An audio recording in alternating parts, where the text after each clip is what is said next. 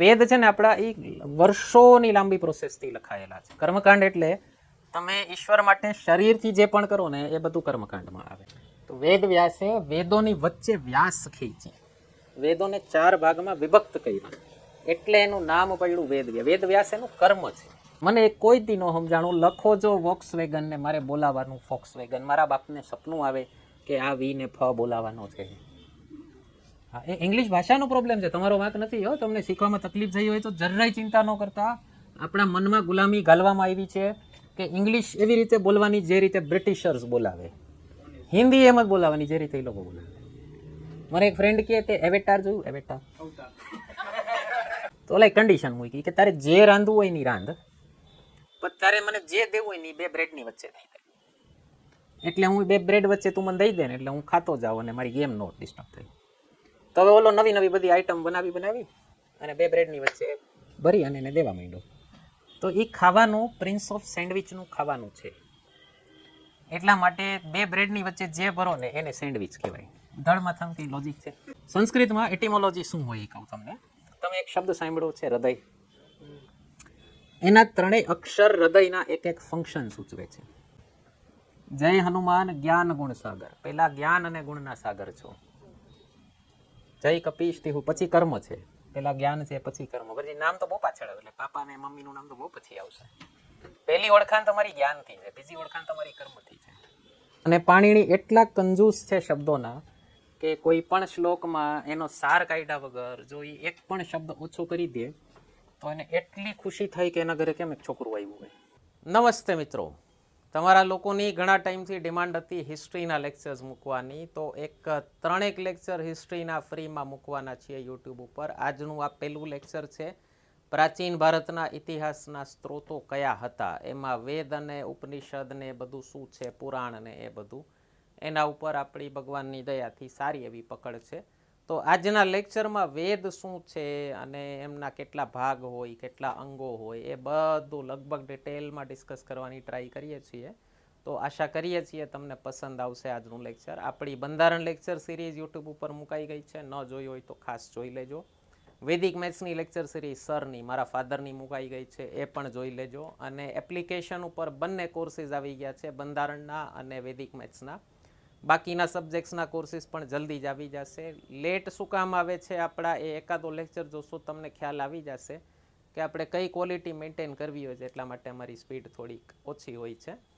તો કન્ટિન્યુ કરીએ છીએ આપણે આજના હિસ્ટ્રીના લેક્ચર 1થી. લખજો પ્રાચીન ભારતના ઇતિહાસના સ્ત્રોતો, સોર્સિસ ઓફ એન્શન્ટ ઇન્ડિયન હિસ્ટ્રી.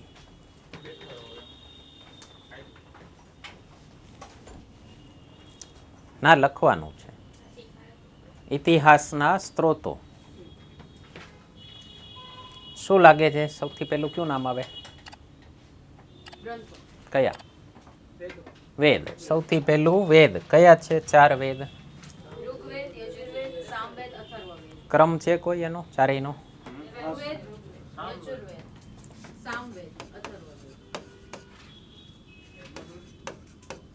પછી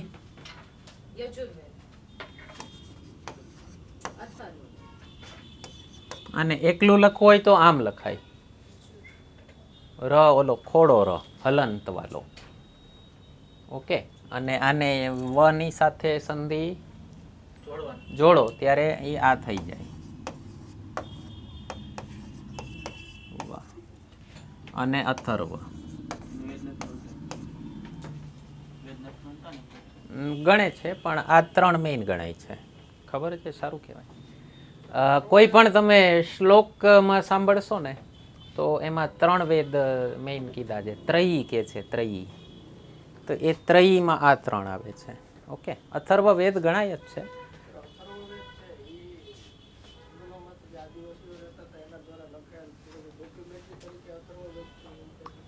વેદની સિસ્ટમ છે ને બહુ ડેમોક્રેટિક સિસ્ટમ હતી.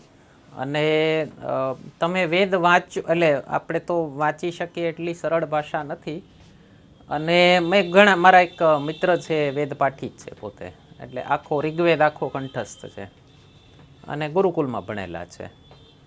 તો એમનું એક લેક્ચર બહુ મસ્ત પડ્યું છે હા યુટ્યુબ ઉપર. સંગમ ટોક્સ કરીને એક ચેનલ છે, એણે મૂક્યું છે. આખું 1.25 કલાકનું ખાલી વેદ ઉપર જ લેક્ચર છે. ઓકે, તો મારે કંઈક કર્મ સારા રહ્યા મારા, તો સારા ગુરુઓ મળી ગયા અને બધા વેદપાઠી લોકોની દોસ્તી થઈ. તો એ લોકો સાથે રહી અને થોડું થોડું ટપ્પા પડવા માંડ્યા. અને સંસ્કૃત કેટલી મસ્ત ભાષા છે એ ખબર પડી પેલી વસ્તુ તો. ઓકે, જે સ્કૂલમાં આપણે જે રીતે સંસ્કૃત ભણતા હોઈએ એ ગોખણપટ્ટી કરાવતા હોય. એક તો સંસ્કૃતના ટીચર્સ કોઈ પાસે હોતા નથી સ્કૂલમાં, અને ગમે એ ગુજરાતીના ટીચર રહેલા હોય કે હિન્દીના રહેલા હોય, મોસ્ટલી એવા લોકોને આપી ત્યાં જ બેસી જાઓ. મોસ્ટલી એવા લોકોને જ આપી દે છે સંસ્કૃત ભણાવવા. મારી એક સ્ટુડન્ટ કહેતી હતી એ કે સર મને સંસ્કૃત ભણાવવાનું દીધું છે સ્કૂલમાં, હજી નવી નવી લાગી.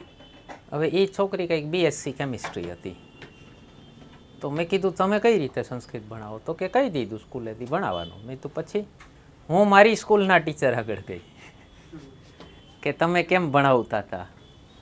ઓકે, તો એટલે આ એક કઠણાઈ છે. અને બધી જ એમાં ઇંગ્લિશ મીડિયમ સ્કૂલ તો ખાસ. તમને એમ થાય કે મોંઘી પ્રાઇવેટ સ્કૂલમાં ભણાવીએ છીએ તો છોકરાને સારું એજ્યુકેશન મળશે એવી કોઈ ગેરંટી નથી. ઉલટાની ગવર્મેન્ટ સ્કૂલમાં તો વધારે ચાન્સીસ છે કે તમારો ટીચર છે કે તમારી ટીચર એ પ્રોપર BA સંસ્કૃત હોય, MA સંસ્કૃત હોય પ્લસ B.Ed હોય.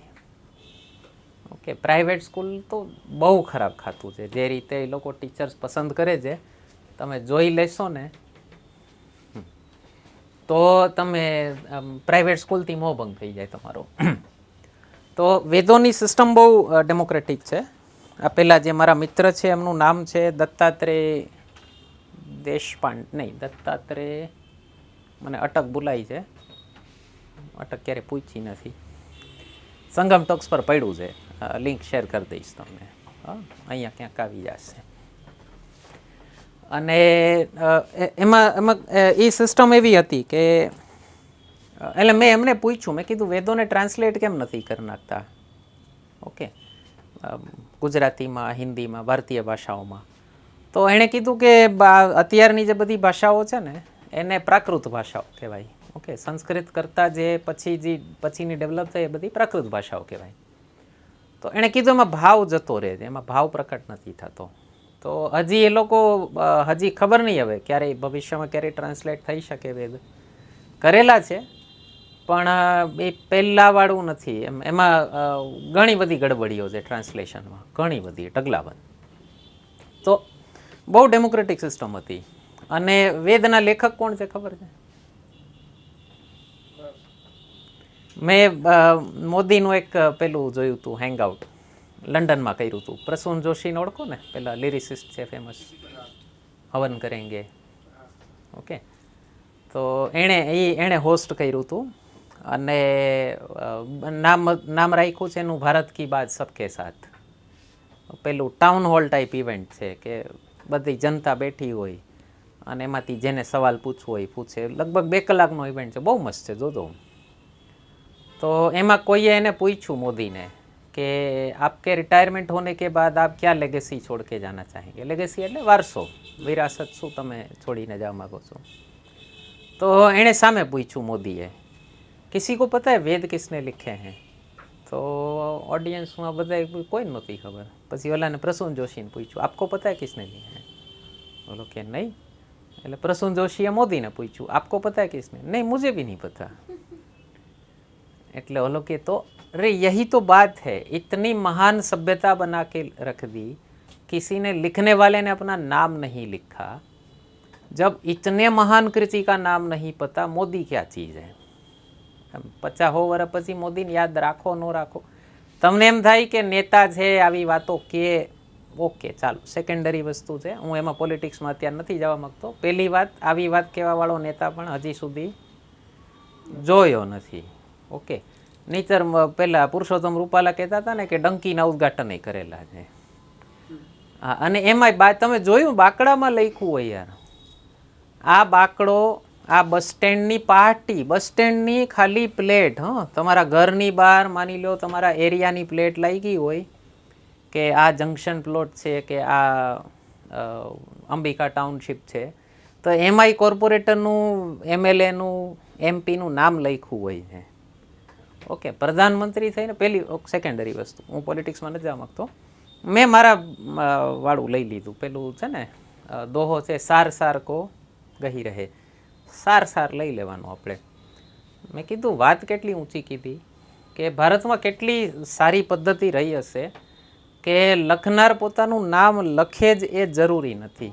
આ યાદ રાખજો, હું તમને પાછું આની યારે કનેક્ટ કરીશ. શું કામ વાર્તા કીધી એ કહું તમને હમણાં આગળ.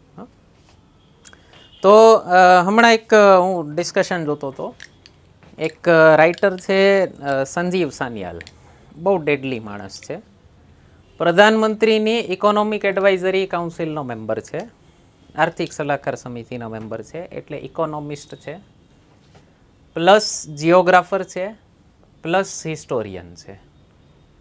એટલે બહુ ડેડલી કોમ્બિનેશન કહેવાય કે કોઈ માણસનું ઇકોનોમિક્સ ઉપર આટલી સારી પકડ છે, હિસ્ટ્રી ઉપર પકડ છે, જોગ્રાફી ઉપર પકડ છે. અને એમણે એક બુક લખી છે, મારે વાંચવાની બાકી છે.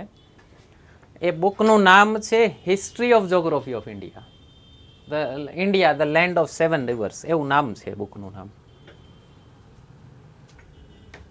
આ બુક છે હિસ્ટ્રી ઓફ ઇન્ડિયા જોગ્રાફી, વિચારો.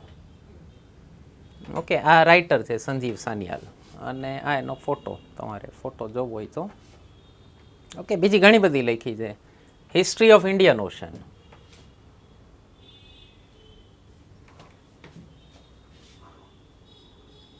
હિસ્ટ્રી ઓફ ઇન્ડિયન ઓશન, હા, incredible history of India geography. તો સંસદ ટીવી ઉપર એક પ્રોગ્રામ આવતો હતો સરસ્વતી નદી ઉપર. તો એમાં આમણે કીધું, આ સંજીવ સાનિયાલે બહુ મસ્ત વાત કીધી કે ઋગ્વેદના પહેલા મંડલમાં એવું લખ્યું છે કે સરસ્વતી આખી ફૂલ ફ્લેજેડ રિવર છે. ઓકે, પછી એણે કીધું આગળના ઋગ્વેદના 7મા મંડલમાં એવું લખ્યું છે કે સરસ્વતી છીછરી ખાડી છે. અને આગળ જતાં તમે જાઓ તો લખ્યું છે કે હવે સુકાતી જાય છે. તો એ સરસ્વતી ક્યાંથી પાસ થતી હતી? અત્યારે જે આપણું કચ્છ છે, કચ્છ નેચરલ રેગિસ્તાન નથી. કચ્છ બંજર જમીન થઈ અને ધીમે ધીમે થયેલું રેગિસ્તાન છે. એ સમયે કોઈ જમાનામાં ત્યાંથી નદી પાસ થતી હોવાનો અવશેષ હોય છે. ઓકે, પછી તમે આગળ જશો, એલેક્ઝાન્ડર આવ્યો જ્યારે ભારત, ચંદ્રગુપ્ત મૌર્યના સમયમાં, તો ત્યારે લખેલું છે કે એલેક્ઝાન્ડર જ્યારે કચ્છમાંથી પાસ થતો હતો તો એને બહુ છીછરી ખાડીનો સામનો કરવો પડ્યો અને એમાં એની સેના સલવાઈ ગઈ હતી. અને હજી 1000 વર્ષ આગળ આવો, પેલો મોહમ્મદ ઓફ ગજની આવ્યો, આ પેલું નાયિકા દેવી હમણાં જે પિક્ચર આવ્યું, ઓકે, એના 200 વર્ષ પહેલાં મોહમ્મદ ઓફ ગજની આવ્યો જ્યારે, ત્યારે કચ્છ રેગિસ્તાન થઈ ચૂક્યું હતું. ઓકે, તો તમે કહી શકો હિસ્ટોરિસિટી છે. ઓકે, અને બીજી વસ્તુ, મેઇન વસ્તુ એ કે વેદ છે ને આપણા એ વર્ષોની લાંબી પ્રોસેસથી લખાયેલા છે. ઓકે, સ્વામી વિવેકાનંદે અમેરિકામાં જ્યારે કીધું ને કે Vedas are open books without a beginning, without an end. વેદો માટે તમે એક શબ્દ પ્રયોગ સાંભળ્યો હશે, અનાદિ અનંત છે. તો 1893ના અમેરિકાને સમજાયું નહીં કે વિધાઉટ અ બિગિનિંગ કોઈ બુક કેવી રીતે હોઈ શકે, કોઈ બુક વિધાઉટ એન્ડ છે. ચાલો, એ લોકોને સમજાયું કે હજી લખાય જ છે, એન્ડ લખ્યો જ નથી.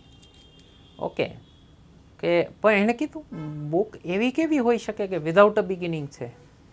શું કામ? 1893ના અમેરિકામાં MS વર્ડનો આવિષ્કાર નહોતો થયો. એના 100 વર્ષ પછીના અમેરિકામાં પૂછો તમે, અત્યારે હું તમને એમ કહું કે કોઈ બુક એવી છે જેનું હજી પ્રિક્વલ બાકી છે, તો તમને આશ્ચર્ય થાય. પહેલા ગેમ ઓફ થ્રોન્સ આવે, પછી હાઉસ ઓફ ડ્રેગન આવે. હાઉસ ઓફ ડ્રેગન શું છે? પ્રિક્વલ છે. પ્રિક્વલ એટલે આની પહેલાંની ઘટના. પહેલાં બાહુબલી આવે, પછી શિવગામી દેવી આવે. શિવગામી દેવી શું છે? પ્રિક્વલ છે ને. પહેલાં હેરી પોટર આવે, પછી ઓલું ફેન્ટાસ્ટિક બીસ્ટ આવે. તો અત્યારની જનતા માટે, ચાલો હું એમ કહું, હું બુક લખું છું, ચાલો મેં મારી બુક લખી ભારતનું બંધારણ, જાહેરાત કરી લઉં જરા. ચાલો, મને એમ થયું કે આમાં પહેલું ચેપ્ટર મેં જે લખ્યું બંધારણનો ઇતિહાસ, ઓકે, મને એમ થાય કે ચાલો હજી આની પહેલાં એક ચેપ્ટર મારે મૂકવો છે, તો મારે શું કરવાનું? એક એન્ટર જ મારવાનું જ ને. એની પહેલાંનો એક ચેપ્ટર નાખી દઉં અને એક એન્ટર મારી દઉં તો જે ફર્સ્ટ છે એ સેકન્ડ થઈ જશે. તો અત્યારના અમેરિકાને હવે આશ્ચર્ય ન થાય. તમે એમ લખો કોઈ બુક એવી છે જે વિધાઉટ અ બિગિનિંગ છે. ત્યારના અમેરિકાને બહુ આશ્ચર્ય થતું. અને સ્વામી વિવેકાનંદના ડિસ્કોર્સિસ વાંચશો ને અમેરિકન જ્યારે તમને એમ થશે હું મૂર્ખ પ્રજા છે. આમ ઘણી વાર સ્વામી વિવેકાનંદે એવી એવી મસ્તી કરી લીધી છે ને, આપણે સમજી કે આ મસ્તી કરી, એ લોકોને બિચારાને ખબર નથી કે અમારી મસ્તી કરી લીધી. ઓકે, જેમ કે એક કન્સેપ્ટ ઓફ ટાઈમ છે, અત્યારે નથી જતો એમાં. ટાઈમ સમજાવ્યો હતો અમેરિકન્સને, ઓલા સમજતા નહોતા કે સ્વામી વિવેકાનંદે કીધું તમે ટાઈમની બિગિનિંગ શું કામ સમજો છો? એ લોકો એમ કે જે ટાઈમ એન્ડલેસ છે, અનંત છે. તો સ્વામી વિવેકાનંદે કીધું કે તો ટાઈમ અનંત છે તો કોઈ જગ્યાએ શરૂઆત થયો, એ કઈ રીતે પોસિબલ છે? જે વસ્તુ અનંત છે એ અનાદિ હોવી જોઈએ ને. એન્જિનિયરિંગ વાળા છોકરા સમજી શકશે. ઇન્ફાઇનાઇટ હોય, બે બાજુ ઇન્ફાઇનાઇટ હોય ને. એણે શું કીધું? તમે છે ને ટાઈમના ટેબલની જેમ સમજો છો કે અહીંયાથી શરૂ થયું ને અહીંયા પૂરું થયું. તમે લિનિયર સમજો છો. ટાઈમ લિનિયર નથી, ટાઈમ સર્ક્યુલર છે. અગેન 1893ના અમેરિકાને નવી વાત લાગી હતી. ઓકે, એના 70-80 વર્ષ પછી સ્ટીફન હોકિંગે બુક લખી બ્રીફ હિસ્ટ્રી ઓફ ટાઈમ. એમાં એણે આ જ વાત કરી છે, ટાઈમ સર્ક્યુલર હોઈ શકે.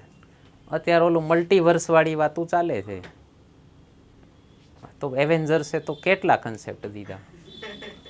તો સર્ક્યુલર ટાઈમની જ વાત કરે છે, સ્ફેરિકલ ટાઈમની જ વાત કરે છે. ઓકે, એની હાઉ તો થતું શું, વેદોમાં સિસ્ટમ શું હતી કે કોઈ એક શ્લોક આવે, હવે એની આખા ભારતમાં એના ઉપર શાસ્ત્રાર્થ થશે. શાસ્ત્રાર્થ એટલે ડિબેટ થશે અને આખા ભારતના બધા વિદ્વાનો એને પ્રમાણિત કરે પછી જ શ્લોક વેદમાં એન્ટર થઈ શકે. ઓકે, એટલા માટે ઓપન બુક છે કે કોઈ શ્લોક તમને એવો લાગ્યો કે નહીં આ ફર્સ્ટ હોવો જોઈએ, નાખી દો.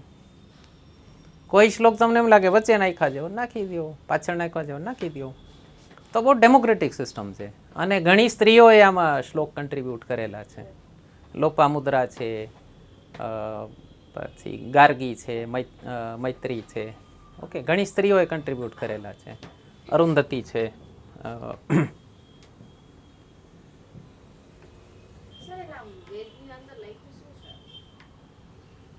આવું આવું જો ગાર્ગી છે, ઘોષા છે, મૈત્રી છે, લોપામુદ્રા છે. ઓકે, ઘણી બધી છે. ઓકે, આગળ લખજો. દરેક વેદમાં 4 ભાગ છે. there are 4 parts in every વેદ. તમને ફોટો બતાવી દઉં, તમને મજા આવે જરાક. એની પહેલા એક જરૂરી વસ્તુ, આપણે ગ્રંથોના છે ને 2 પ્રકાર છે, એક શ્રુતે, એક સ્મૃતે. ઓકે, વેદ છે ને એ શ્રુતિમાં આવે છે. શ્રુતિ એટલે સાંભળવું, શ્રવણ એટલે સાંભળવું. તો ગુરુ પાસેથી શિષ્યએ સાંભળ્યું અને યાદ રાખ્યું, પછી પોતાના શિષ્યને ટ્રાન્સફર કર્યું. તો હવે એ ગુરુ થઈ ગયો, પાછો શિષ્ય આવ્યો. તો એને ગુરુ શિષ્ય પરંપરાથી ટ્રાન્સફર થયેલું નોલેજ કહેવાય છે.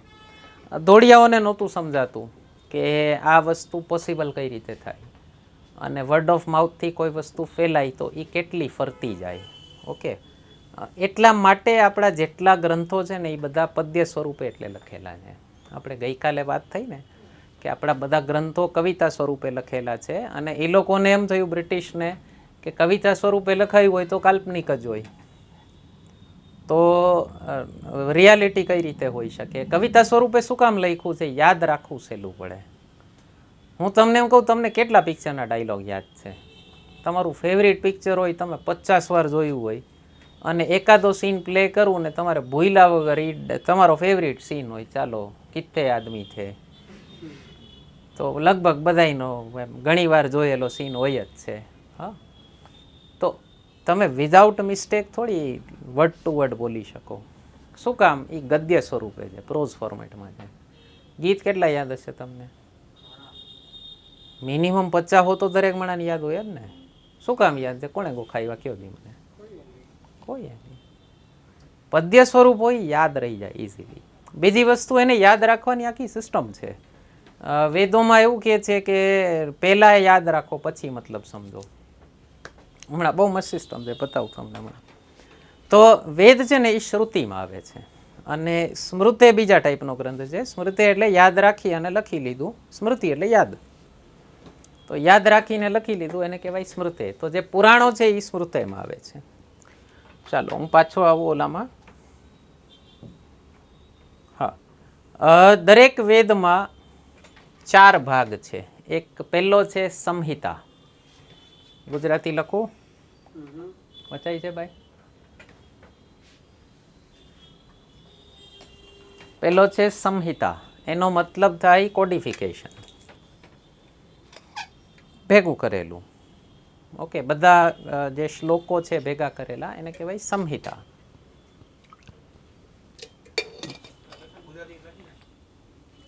ગુજરાતી તો ફોટો બતાવું તમને, શું મજા આવે. હું બહુ આળસુ માણસ છું. હું ટેકનોલોજીનો ભરપૂર ઉપયોગ કરું છું. બીજું છે બ્રાહ્મણ, બ્રાહ્મણક. ઓકે, આનો શબ્દ છે બ્રાહ્મણક.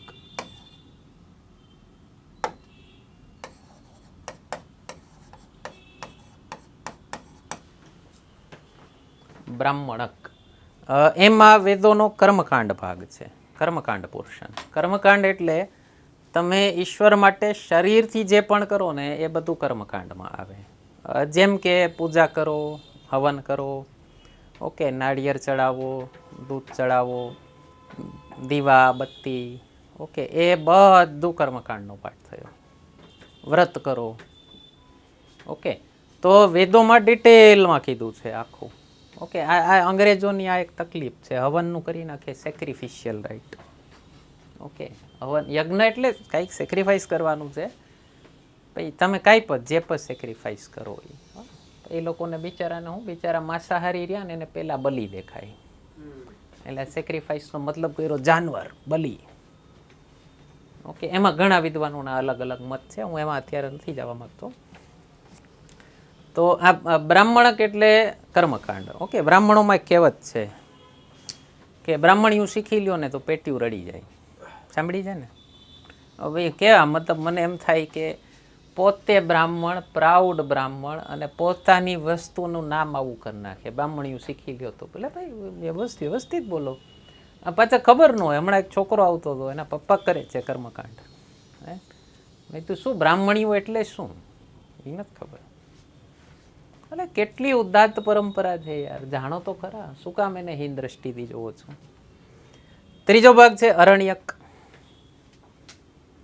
એમાં યોગનો ઉલ્લેખ છે. અરણ્ય એટલે વન. ઓકે, યોગ કરવા માટે મોટા ભાગે વનમાં જતા, એટલા માટે વેદોનો જે યોગવાળો ભાગ છે એને કહેવાય છે અરણ્યક. અને ચોથું છે ઉપનિષદ. એ વેદોનો જ્ઞાનકાંડ છે. જો અહીંયા લખ્યું છે જ્ઞાનકાંડ.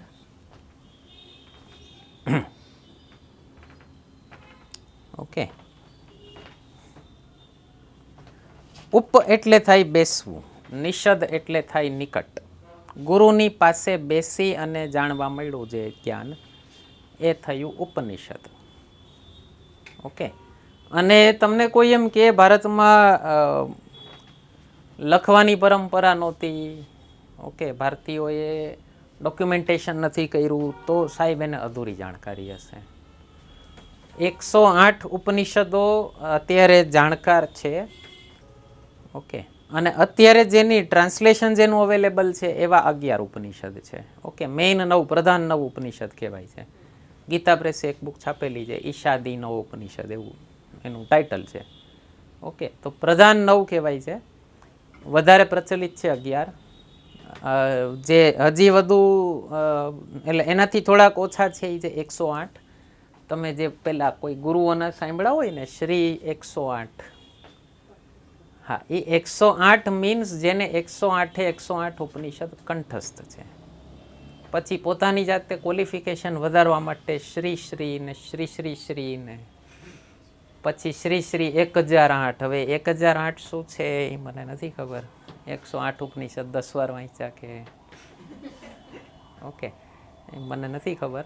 એટલે મેન્યુસ્ક્રિપ્ટ ને બધું ખરાબ થઈ ગયું છે. આ બે જે આટલો મોટો એક આક્રમણનો કાળ ગયો લગભગ 800 વર્ષ જેવો ગણો તમે, તો એમાં ઘણું બધું નષ્ટ થઈ ગયું છે. હા, તો મારો એક ફ્રેન્ડ છે મને કહે એકવાર, यार हम इंडिया इतना एडवांस था तो सारी किताबें कहाँ गई? तो मैं कीधું यार तुमने सुना होगा कि नालंदा जल गई थी पूरी. तो 6 મહિના લઈ ગયા હતા નાલંદાને સળગતા. અચ્છા તમે વિચાર કરો, કલ્પના કરો, 6 મહિના સુધી કોઈ બિલ્ડિંગ, કોઈ જગ્યા એની મેતે સળગી શકે કે? લોકલ લોકો ઠારવા ન જાય એવું માનો છો તમે? અને કઈ જનતા સાહેબ, બાહુબલી જોવો તમને ખબર પડે ભારતનું એન્જિનિયરિંગ. મને એટલો પ્રાઉડ થયો ને, સેકન્ડ પાર્ટ જોયો ને એમાં જે એન્જિનિયરિંગ બતાવ્યું ને, ટ્રિગોનોમેટ્રી, મેં કીધું વાહ રાજા, આ પિક્ચર મોકલો ઓસ્કરમાં. શું સાલા ગરીબ પીટેલા આમ જ્યાં લાચાર ઓલો નથી મુન્નાભાઈમાં નથી કહેતો હંગ્રી ઇન્ડિયન, પુઅર ઇન્ડિયન, હા એવા પિક્ચર જ હું કામ મોકલો છો યાર ઓસ્કરમાં? આવા મોકલો યાર, વૈભવતા બતાવી હોય તમારી. કે મને બાહુબલી 2 ન મોકલું, મને બહુ અફસોસ થયો. તું યાર આ મોકલા જેવું પિક્ચર છે, ઇન્ડિપેન્ડન્ટ મોકલો, 4 જગ્યાએથી એન્ટ્રી મોકલો, લોબિંગ કરો પ્રોપર, એટલીસ્ટ 5 નોમિનેશનમાં તો લઈ આવો. ઓકે ઠીક છે, ઓલો એક છેલ્લો એક સીન આવી જાય તો તમને એમ થાય કે ઓલા જે કેટાપલ્ટ કર્યા છે એમાં તમને થાય કે ઠીક, હવે એવેન્જર્સ જઈ શકતું હોય. જેમ્સ બોન્ડ ચાલો 70 વર્ષથી ઓલું બનાવે જનતાને, એ બુઢો નથી થતો, મરતો નથી, આટલી ગોળીઓ છૂટે એને ન વાગે, એ એક ગોળી છોડે વાગી જાય, કયો દેવનો દીકરો છે કોને ખબર. ઓલો ટોમ બુઢો થઈ ગયો તો 6-7 વાર દોડે રાખે એમાય કરીને. તો મોકલો મારા બાપ. તો એની આવ ઉપનિષદો કેવી રીતે લખાયેલા છે ખબર છે? ગુરુ શિષ્ય વચ્ચેનો સંવાદ હોય. માની લો એકાદા ક્લાસમાં શિષ્યએ ગુરુને પૂછી લીધું, વેદનો એક શબ્દ ઉપાડ્યો આત્મા. ગુરુજી આત્મા કેમ? આત્મા શું છે? ગુરુજી આત્મા ઉપર બોયલા 400 પાના લખાઈ ગયા. ઓકે, એટલે ડેઈલી ચર્ચા થાય છે ગુરુ અને શિષ્યો વચ્ચે. બધા શિષ્યો લખે છે કે ભાઈ ફલાણાએ આ પૂછ્યું, ગુરુજી આ જવાબ આપ્યો, પછી એણે આ પૂછ્યું, પછી ગુરુજી આ જવાબ આપ્યો. તમે જે નોટ્સ લખો છો વિચાર કરો, એ કોડિફાઈ થયેલી છે અને એની એક બુક બનેલી છે ઉપનિષદ. એક ઉપનિષદ છે યાજ્ઞવલ્ક્ય અને એમની પત્ની સાથે. ઓકે, યાજ્ઞવલ્ક્યને 2 પત્ની હતી, એક મૈત્રી અને એક ગાર્ગી. તો મૈત્રી જરાક વધારે વિચક્ષણ, ઓકે, આમ જરાક આમ સવાલો વધુ કાઢે એવી. યાજ્ઞવલ્ક્ય પાસે એટલો પૈસો હતો કે એની પાસે 9 લાખ ગાયના સોનાના શિંગડા મટેલા હતા. એટલે 18 લાખ સોનાના શિંગડા એક આચાર્ય પાસે હતા. મને આજના ટાઈમમાં એક વેપારી બતાવો. ઓકે, અને લોકોએ શું મસ્તી કરી છે સાહેબ, ઇન્ક્લુડિંગ ભારતના ઘણા બધા હિસ્ટોરિયન્સ આવી ગયા. ઉપનિષદ હિસ્ટ્રી છે, રામાયણ મહાભારત કાલ્પનિક છે. યાજ્ઞવલ્ક્ય જનકના ગુરુ હતા. જો યાજ્ઞવલ્ક્ય થયા હોય તો જનક ન થયા હોય, તો રામ ન થયા હોય, સીતા ન. એટલે મને એમ બેહીને કોઈ નક્કી કરી લ્યો બાપા, થયા તા કે નહોતા થયા. ઓકે, આમ ફૂદક કરો. ઓકે, તો યાજ્ઞવલ્ક્ય પાસે એટલો પૈસો છે અને યાજ્ઞવલ્ક્ય 2 પત્નીને અડધો પૈસો આપી અને જંગલમાં જાય છે. તો મૈત્રી કહે છે કે તમે આટલો પૈસો મૂકીને જાઓ છો જંગલમાં, તો નક્કી આનાથી કંઈ કિંમતી વસ્તુ મેળવવા જતા હશો. તો એ શું મેળવવા જાઓ છો મને કહો. અને યાજ્ઞવલ્ક્ય અને મૈત્રી વચ્ચે એ સંવાદ ચાલ્યો યાજ્ઞવલ્ક્યના રૂમથી ગુરુકુલના ગેટ સુધી. કેવડું ગુરુકુલ હશે, કલ્પના કરો. ઓકે, અને એ સંવાદ ડોક્યુમેન્ટ થયો. એ એક ઉપનિષદ છે.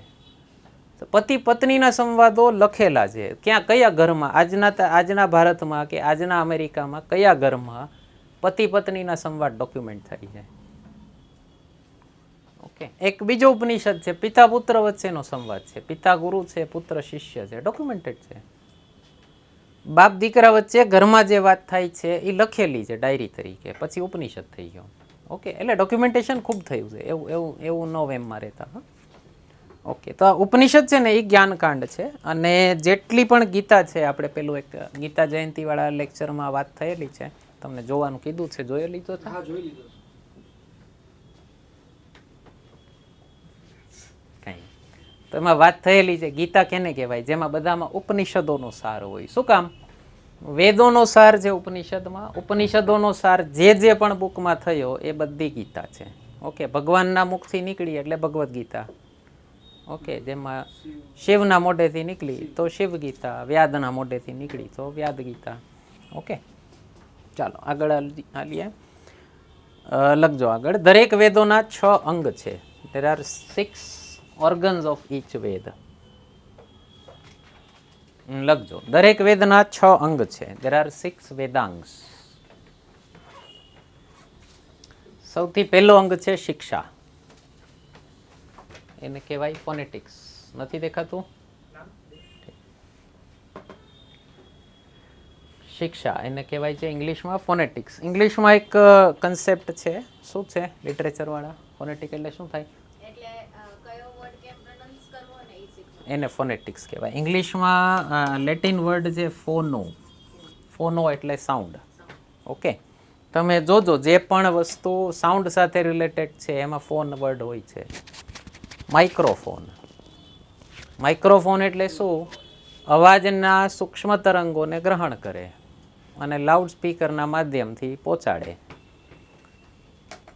ટેલિફોન.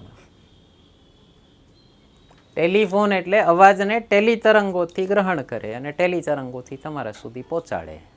ઓકે, તો ફોનેટિક્સ એટલે કયા વર્ડને કઈ રીતે પ્રોનાઉન્સ કરવો, એને ફોનેટિક્સ કહેવાય. જેમ કે ઇંગ્લિશમાં તમે આજે તમને તકલીફ થતી હોય ને, સાયકોલોજીને પી સાયકોલોજી કયો કે પછી અરે ગજબ ના હોય છે, મને કોઈ દી ન સમજાણું. લખો જો વોક્સવેગન ને મારે બોલાવાનું ફોક્સવેગન, મારા બાપને સપનું આવે કે આ વી ને ફ બોલાવાનો છે.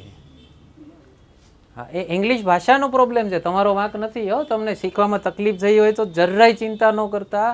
આપણા મનમાં ગુલામી ઘાલવામાં આવી છે કે ઇંગ્લિશ એવી રીતે બોલવાની જે રીતે બ્રિટિશર્સ બોલાવે, હિન્દી એમ જ બોલાવાની જે રીતે એ લોકો બોલાવે. મારે એક ફ્રેન્ડ કહે તે એવેટાર જોયું? એવેટાર અલા, મેં કીધું તારા બાપની ટાંગ. એક સંસ્કૃત નામ લઈને એણે પિક્ચર બનાવ્યું. તમારે એને કહેવું જોઈએ કે ઇટ ઇઝ અવતાર, ઇટ ઇઝ નોટ એવેટાર. એટલે તમે ચિકાગો ને શિકાગો બોલાવો છો ને, એ એકચ્યુઅલી ચિકાગો છે. અમેરિકન્સને ચ બોલતા નથી આવડતું. એકચ્યુઅલી એમાં આપણો વાંક નથી. અમેરિકન્સની ભાજી એ લોકો, આપણે વાત થઈ ને ગઈકાલે, અહીંયા ઠંડી એટલી છે કે પૂરું મોઢું ખુલતું નથી, તો એની જીભ થોથવાઈ છે. તો એ બોલ એ નથી બોલી શકતા. તમને તમે જોજો એ લોકો મોડી બોલશે. હા, દ છે નહીં એમાં, એની જીભ દ બોલી જ નથી શકતી, ટ્રેન્ડ નથી, આર નથી. હું એક સિરિયલ જોતો હતો, એમાં છે ને એક હિરોઈન ક્લેમ કરતી હતી કે મેં કોઈ પિક્ચરમાં કામ કર્યું છે, એ પિક્ચરનું નામ છે રૂરલ જ્યુરર. તો એ છે ને આમ બોલાવે રૂરલ જ્યુરર. ઓલા બધા આખી સિરિયલમાં માથું ખંજાડે કે આ કયું પિક્ચર બોલે છે, આનું નામ શું છે? રૂરલ જ્યુરર. આને તોતડા કહેવાય. અને ભારતીય લોકો ઓલી એક્સેન્ટ કાઢવામાં આપણે આર ખાઈ જાય. બોલો, મને ઘણાય બોલાવે, ઓલા કોલ સેન્ટરમાં ફોન કરે, મિસ્ટર રઘુવંશી. તારો બાપ રઘુવંશી છે, તું ભારતીય છો અને રઘુવંશી બોલ. તને ઘ બોલતા આવડે છે, તને ર બોલતા આવડે છે. ધોળિયાઓને ઘ બોલતા નથી આવડતો. રઘુવંશી એ બોલાવે, સમજાય યાર. તું એનો એની પાછળ. એટલે આમ માની લો કે કોઈક માણસ અપંગ હોય અને એ પૈસાદાર થઈ જાય. મારે નો અપંગ શબ્દ ન વાપરવો જોઈએ. હા, કોઈક માણસ માની લો કોઈને શરીરમાં તકલીફ હોય અને એ પૈસાદાર થઈ જાય, તો તમે થોડી એની જેમ હાલવા માંડો. આ તો એવી વાત થઈ ને કે ઓલા તોતડા છે એની આગળ પૈસો આવી ગયો, એણે 200 વર્ષ તમારી ઉપર રાજ કર્યું, તો હું મારી જીભ તોતડી કરી નાખું. સાહેબ, ભારતીયો જે સંસ્કૃતવાળી ભાષા જે બોલતા હોય ને, તમે જોઈ લેજો, Indians grammatically most correct English બોલે છે. હું નથી કહેતો, એ લોકોના રિસર્ચ કહે છે કે ઓક્સફર્ડમાં, કેમ્બ્રિજમાં જે ઇન્ડિયન સ્ટુડન્ટ્સ હોય છે ને, મોસ્ટ ગ્રામેટિકલી કરેક્ટ ઇંગ્લિશ બોલે છે. અમેરિકામાં સાહેબ 20 વર્ષથી સ્પેલિંગ બી ઇન્ડિયન જીતે છે. હમણાં રેકોર્ડ તૂટ્યો, એક ઇન્ડિયન હાર્યો હતો, તે ન્યૂઝ બની, પછી તો એ ન્યૂઝ બની, ઇન્ડિયન સ્પેલિંગ બી હાર્યો. તમે પહેલી વસ્તુ વિચારો, સ્પેલિંગ બી કરવી પડે એવી ભાષા શું કામ છે? ગુજરાતીમાં કેમ સ્પેલિંગ બી થાય? કયો જી મને. હું એમ કહું, સંકેતનો સ્પેલિંગ બધાને આવડે ને. ઓકે, એનું કારણ છે ઇંગ્લિશ ભાષા છે ને, એમાં ફોનેટિક્સ નથી. તમને બીજું ઉદાહરણ દઉં. આમાં સી નો ઉચ્ચારણ શું થાય? કયો મને. પહેલામાં સ ને બીજામાં ક. અચ્છા, આમાં સી નો ઉચ્ચારણ શું થાય? વિંચી. આ વિંચી છે, લિયોનાર્ડો દા વિંચી. એટલે એક જ અક્ષરના 3 અલગ અલગ ઉચ્ચારણ. તમને ખબર છે, કોઈ ધોળિયાને પૂછજો, એનું ઉચ્ચારણ એને નથી ખબર. તમે એને પૂછજો, હાઉ ડુ યુ પ્રોનાઉન્સ એ, તો એને એ બોલવો કે અ બોલવો, એમાં લોચા છે. અરે સાહેબ, પોટેટો પોટાટોમાં ફાઇટ છે, ખબર તમને? ટોમેટો ગીત છે, you say potato, I say potato, we are not the same. You say tomato, I say tomato, V are not. આ ગીત છે. એટલે તમે અરે એ લોકોને ફોનેટિક મૂકવા પડે. ઓકે, એટલે ફોનેટિકનો મતલબ શું થાય? તમે કોઈ પણ વર્ડ છે ને ઇંગ્લિશ ડિક્શનરીમાં સર્ચ કરશો ને, યસ, એની સાઈડમાં એ લોકોએ ફોનેટિક્સ દેવી પડે. જેમ કે કોઈ એકાદો વર્ડ બોલો જોઈએ ઇંગ્લિશમાં.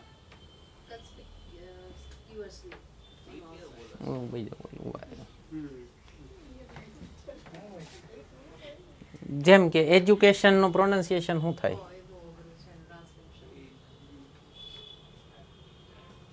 ડિપેન્ડ્સ, તમે ક્યાં છો. યસ, એ યાદ આવું છું, યાદ આવું છું દોસ્ત. એ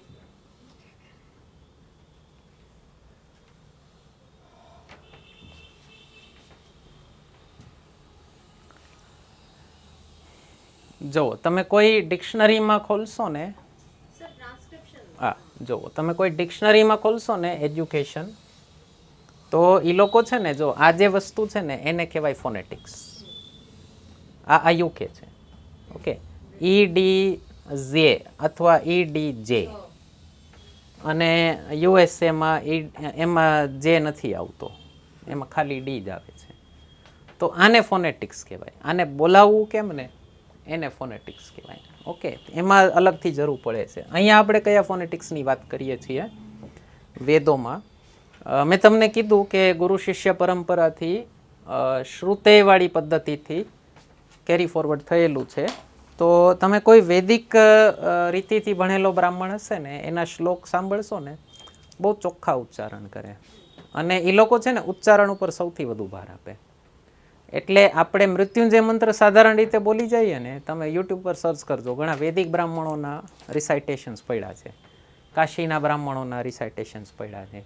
એક સંસ્કૃત ચેનલ કરીને યુટ્યુબ ચેનલ છે, એનું નામ જ છે ધ સંસ્કૃત ચેનલ. મસ્ત માણસ છે, ચોટલી બાંધી ચશ્મા પહેરીને આવે છે, અને બહુ હિટ છે યાર, 1 મિલિયન પ્લસ સબસ્ક્રાઈબર થઈ ગયા છે એના. એક એક વર્ડ વૈદિક પદ્ધતિથી કઈ રીતે બોલાવો ને, એ એના આખા સંધિ વિચ્છેદ કરીને સમજાવે.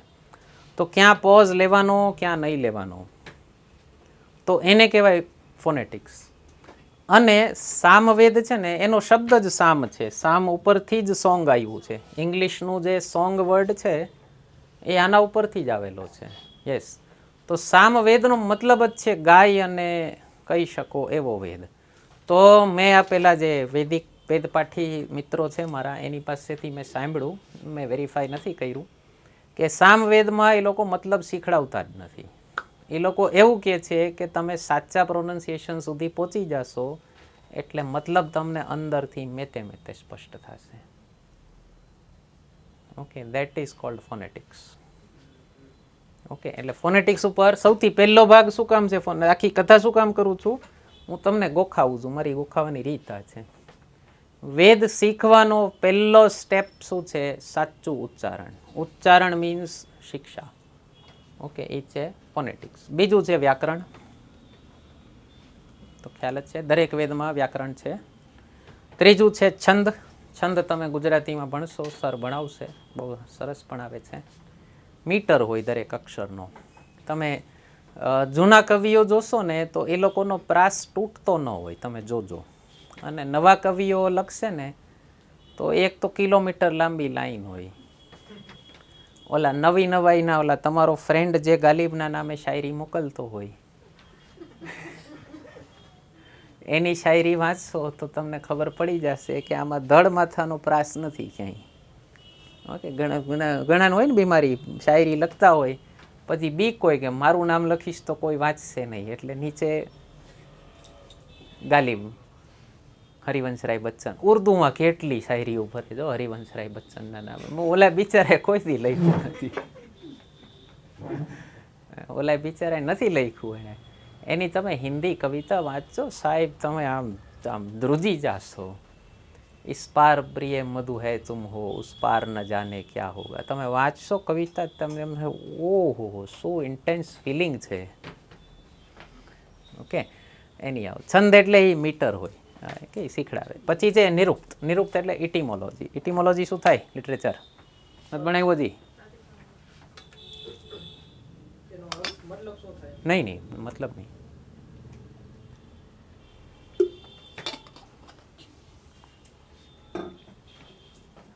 ઇટીમોલોજી એટલે કયો શબ્દ ક્યાંથી આવ્યો, શબ્દનો ઉદ્ભવ, ઓરિજિન ઓફ વર્ડ્સ. જેમ કે અગેન ઇંગ્લિશનું પહેલાં સમજાવું તમને. મારા ટીચર પરેશ જોશીએ મને, ડૉક્ટર પરેશ જોશી, મસ્ત અફલાતુન ટીચર છે, મેં એમને રિક્વેસ્ટ કરી છે કે સાહેબ કાંઈ નહીં તો તમારું એક ઇટીમોલોજીનું લેક્ચર યુટ્યુબ પર મૂકો. મસ્ત એક આખો લેક્ચર લીધો હતો એમને. મારી જેમ આદત છે એમને જરાક ઓલું રસ્તા ઉપર ઓલી શું થોડીક ગાડી ખેતરોમાં જાય ને તો મજા આવે ને. તો જેમ કે સેન્ડવિચ નામ કેમ પડ્યું ખબર છે? એક ગામ, એક રાજ્ય છે, સેન્ડવિચ ગામ છે. ઓકે, એ સેન્ડવિચનો રાજાનો દીકરો એટલે કે પ્રિન્સ ઓફ સેન્ડવિચ, એને છે ને આમ કંઈક જીવન ઉપરથી રસ ઉઠી ગયો હતો, તો આમ ઉદાસ ફર્યા રાખતો. તો એનો બાપ બહુ પરેશાન, રાજા, કે આ મારા છોકરાને યાર જીવનમાં કાંઈ રસ નથી, કોકાને યાર કંઈક આમ મજા કરાવો. તો વળી કોકે એને પત્તા રમતા શીખડાવ્યું, તો મોજ પડી ગઈ. તો હવે એટલો ચસ્કો લાગ્યો એને પત્તા રમવાનો કે આખો દી પત્તા રહીને રાખે અને ખાઈ પીવે નહીં, પત્તા જ રહીને રાખે. તો પાતળો થવા માંડ્યો. તો એનો જે કુક હતો ને એને ચિંતા થઈ કે આ પાતળો થશે, રાજા આવીને જોશે તો મને માર નાખશે રાજા, કે એટલે તારા રાજમાં મારો છોકરો પાતળો કેમ થયો. તો એને ટકટક કરી રાખે કે પ્રિન્સ સાહેબ તમે પત્તા રમો એ બરાબર, પણ યાર તમે ટાઈમે જમતા જાઓ. તો ઓલો કે યાર ડિસ્ટર્બ કરમાં તું, મને રમવા દે, મારી ગેમ ન બગાડતું. તો એ કે જો એક જ શરતે રમવા દઈશ, હું જે દવી ખાવું પડશે તમારે.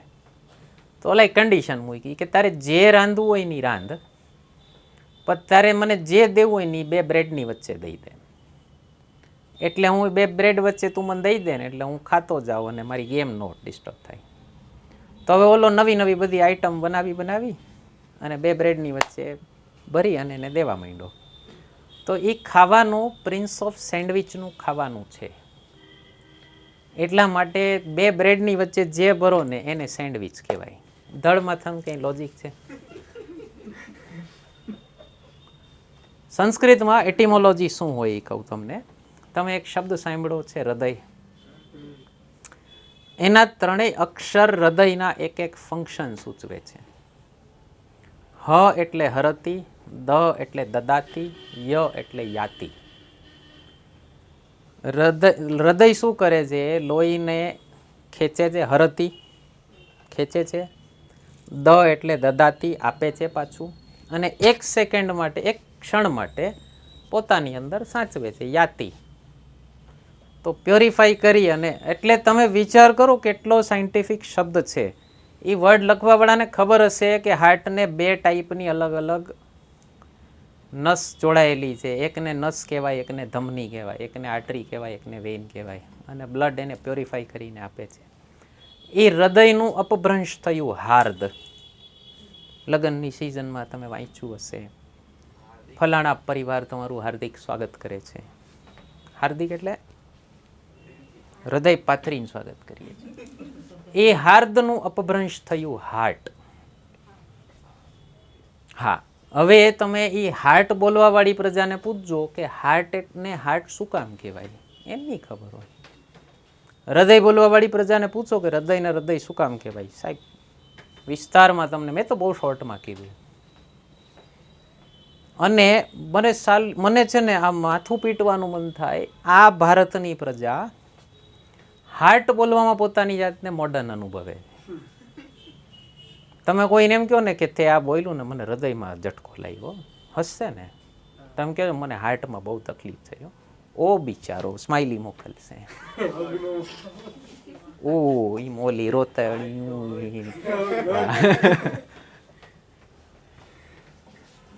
મારા ઘરમાં આ પ્રોબ્લેમ છે. મારા ઘરમાં મેકોલે પૂરો છવાયેલો છે. દ્વાર સંસ્કૃતનો એક શબ્દ છે, દ્વાર. ઓકે, એ સમયે દ્વાર ઓલા રહેતા હતા. ઓકે, દ્વાર એટલે દ્વ એટલે 2. ઓકે, એના 2 ફંક્શન છે. 2 બાજુ ખુલી શકે માટે એને દ્વાર કહેવાય છે. એ દ્વારનું અપભ્રંશ થયું ડોર. તમે ડોર વાળાને પૂછજો કે ડોર ને ડોર શું કામ કહેવાય, નહીં ખબર હોય. આ મારા ઘરમાં આ બીમારી, ડોર બંધ કર. ના, બાયણું કયો તો હો હો, તમે તો નિષ્કાસિત થઈ ગયા. આવા તો હું તમને અસંખ્ય ઉદાહરણ આપી શકું, એટલે હું થોડાક આપી શકું છું. જે ભણેલા છે તો તમને અસંખ્ય ઉદાહરણ આપી શકે. Okay, that is etymology. કયો વર્ડ ક્યાંથી, મને સંસ્કૃત થોડી થોડી ભાન પડી, મને ભણવામાં બહુ ઇઝી થઈ ગયું. મને એકવાર કોન્સ્ટિટ્યુશન ભણાવતો હતો ને, મને એકવાર સ્ટુડન્ટે પૂછ્યું, સાહેબ આ લોકસભાના સ્પીકરને અધ્યક્ષ કહેવાય, તો રાજ્યસભાના ચેરમેનને ગુજરાતીમાં શું કહેવાય? તો એક છોકરો ફટાક કરતો બોલ્યો, સભાપતિ. તો એ કહે સાહેબ એને અધ્યક્ષ નો કહેવાય. મેં કીધું જો અધ્યક્ષ એવો શબ્દ છે કે તમને ખબર ન હોય ને કે આનો હેડ કોણ, તો અધ્યક્ષ શબ્દ વાપરી શકો. જેમ કે અત્યારે માની લો પેલી કોઈ મીટિંગ થાય, માની લો G20 મીટિંગ થશે ભારતમાં. ઓકે, ભારત અધ્યક્ષતા કરે છે, તો 20 દેશોના તમે વાંચશો, હિન્દી ન્યૂઝપેપર વાંચશો ને કે ડીડી ન્યૂઝ કે સંસદ ટીવી જોશો, તો એમાં આવશે 20 દેશો કે રાષ્ટ્રાध्यक्ष ભારત આए, હેડ્સ ઓફ સ્ટેટ. કોઈનો પ્રેસિડેન્ટ હોય, કોઈનો પીએમ હોય, ઓકે, કોઈનો ચાન્સલર હોય. તમને શું ફેર પડે છે? તમે શબ્દ શું વાપરો? રાષ્ટ્રાધ્યક્ષ. એ રાષ્ટ્રનો અધ્યક્ષ. એનો ધાતુ શબ્દ છે ઈક્ષતે. ઈક્ષતે એટલે જોવું. અધિ અક્ષ એટલે ઉપરના સ્થાનેથી જોવું. અધિ એટલે જરાક આમ વિશેષ સ્થાનેથી જોવું. રાષ્ટ્રને સૌથી ઉપલા સ્થાનેથી જોવે છે તો એ અધિઅક્ષ. હવે લોકસભાનો તમે જોજો, સ્પીકરની ખુરશી ઊંચી હોય ને, અધ્યક્ષ. તો મને મેં આ ભણાવ્યું ને, અરે વાહ સર, આ તો જિંદગીમાં નહીં ભૂલાય. That is etymology. જિંદગીમાં ન ભૂલાય એને એટીમોલોજી કહેવાય. ઓકે, ચાલો નેક્સ્ટ છે કલ્પ. એમાં અગેન રિચ્યુઅલ છે, કર્મકાંડવાળી પ્રોસેસ છે. અને જ્યોતિષ છે એ છે એસ્ટ્રોનોમી, નોટ એસ્ટ્રોલોજી. ઓકે, બધા ગ્રહોની ને પોઝિશન્સ અને મેથેમેટિકલ ઘણું બધું એમાં આપ્યું છે. બરાબર, આ 4 લિંગ્વિસ્ટિક્સ છે ભાષાને લગતું, આ 2 મેથેમેટિક્સ છે. બરાબર, ચાલો આગળ આવીએ. દરેક વેદનો એક ઉપવેદ છે. There is an upaveda to each Veda. ઋગ્વેદનું છે આયુર્વેદ. આયુર્વેદમાં શું છે? આયુ વધારવાનું વેદ છે. અને આયુર્વેદમાં આયુ વધારવું એટલે એમ નહીં કે તમે ખાટલે પડ્યા છો 90 વર્ષે તોય જીવે રાખો, નહીં. આયુર્વેદ આયુ એને કે છે ચિરકાલ યુવાની મળે તો જ એને આયુ કહેવાય.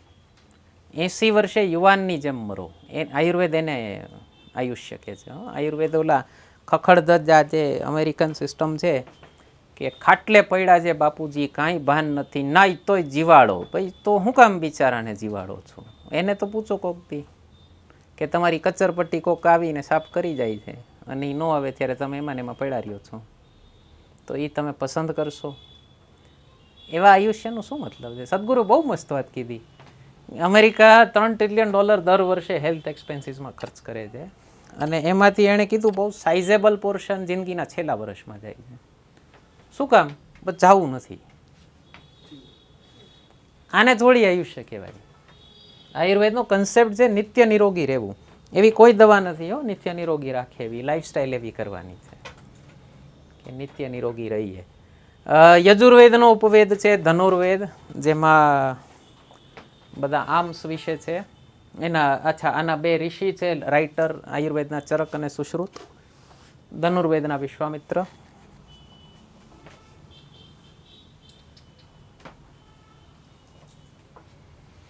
સામવેદનો છે ગંધર્વ વેદ. આપણે વાત થઈ સામવેદ એટલે સોંગ ઉપરથી છે.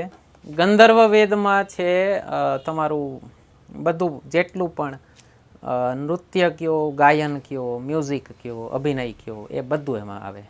અને એના મેઇન છે ભરત મુનિ. કાશ્મીર ફાઇલ્સ જોયું હોય તો એમાં છેલ્લે ઓલો ઉલ્લેખ કરે છે કે ભરત મુનિને નાટ્યશાસ્ત્ર લખ્યા હતા કાશ્મીરમાં. નાટ્યશાસ્ત્ર એનો મેઇન ગ્રંથ છે નાટ્યશાસ્ત્ર. ઓકે. અને વિવેક અગ્નિહોત્રીનો ઇન્ટરવ્યૂ જોતો હતો, એણે કીધું કે અમે જે પણ કરીએ છીએ ને કોઈ પણ પિક્ચર કયો એ બધાનો ઉલ્લેખ નાટ્યશાસ્ત્રમાં છે. કે નાટ્યશાસ્ત્રમાં એવી કોઈ વસ્તુ નથી જેનું અત્યાર સુધી મંચન ન થયું હોય. અને કે અમે કોઈ એવું વિચારી જ નથી શક્યા જે નાટ્યશાસ્ત્રથી પરે હોય, કે બધું નાટ્યશાસ્ત્રમાં દીધું છે. ઓકે. એના પછીનું છે અથર્વવેદ. અથર્વવેદનો ઉપવેદ છે સ્થાપત્ય વેદ અથવા અર્થશાસ્ત્ર. સ્થાપત્ય વેદ એટલે આર્કિટેક્ચર થાય. પહેલાં નેતાજી સુભાષચંદ્ર બોઝ અને કેદારનાથમાં શંકરાચાર્યની મૂર્તિ જેણે બનાવી, અરુણ યોગીરાજ, એક ગુરુકુલમાં ભણેલા છે. અને સ્ટેચ્યુ ઓફ યુનિટી જેણે બનાવ્યું નામ ખ્યાલ છે આર્કિટેક્ટ એના? રામજી સુતાર. ગુજરાતી છે. ગુરુ શિષ્ય પરમ. અને ગુરુકુલ એટલે જરાય જરૂરી નથી હો કે હાઈફાઈ ગુરુકુલ જ હોય. એક ગુરુ પોતાના શિષ્યને ઘરે બેઠો ભણાવતો હોય તેને ગુરુકુલ કહી શકો તમે. ગુરુકુલ એટલું ફ્લુઇડ ફોરમ છે, ત્યાં હલાવું ત્યાં હલાવું. આ મારા વેદપાઠી મિત્ર છે ને, એ મને કહેતા હતા કે અમે ઘણા શ્લોક તો ટ્રેનમાં ગોખેલા છે. એ કે અમારે ગુરુજી ભેગું ફરવાનું, ગુરુજી જ્યાં જાય ત્યાં અમારું ગુરુકુલ. તો કે ટ્રેનમાં તો ટાઈમ જ ટાઈમ હોય, તો ગુરુજી કે હાલો ચાલુ કરી દો.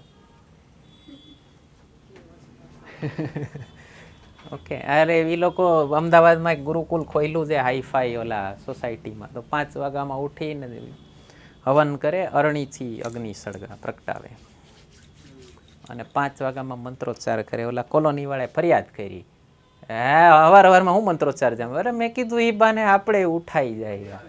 એટલે લખ્યું છે રામજીને ઉઠાડવા માટે બ્રાહ્મણો આવી અને વેદ પાઠ કરતા. આપણે ક્યાં એવા પૈસો છે કે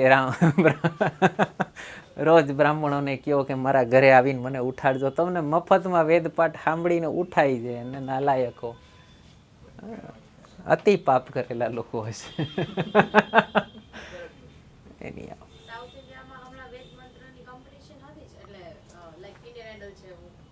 હા, અચ્છા, મોકલજો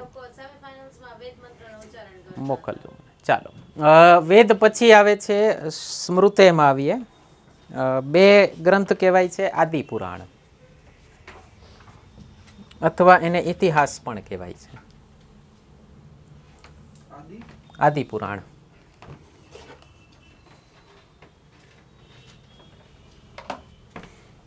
આદિ એટલે શરૂઆતના, પુરાણોની પહેલાના પુરાણ. એમાં આવશે રામાયણ મહાભારત. તો રામાયણના લેખક કોણ છે? તુલસીદાસની. તુલસીદાસે લખ્યું રામચરિત. શું ફેર બેમાં? રામાયણ ને રામચરિત માનસમાં શું ફરક? રામાયણમાં બધું આજે રામચરિત માનસમાં ખાલી રામ જ કરતો, રામે જે કર્યું નહીં જાવ. રામાયણમાં ઈ જ છે.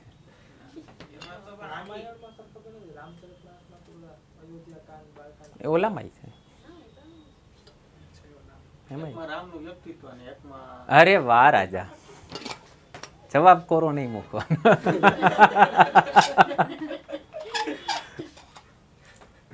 રામ આયણ એટલે શું થાય? જીવન.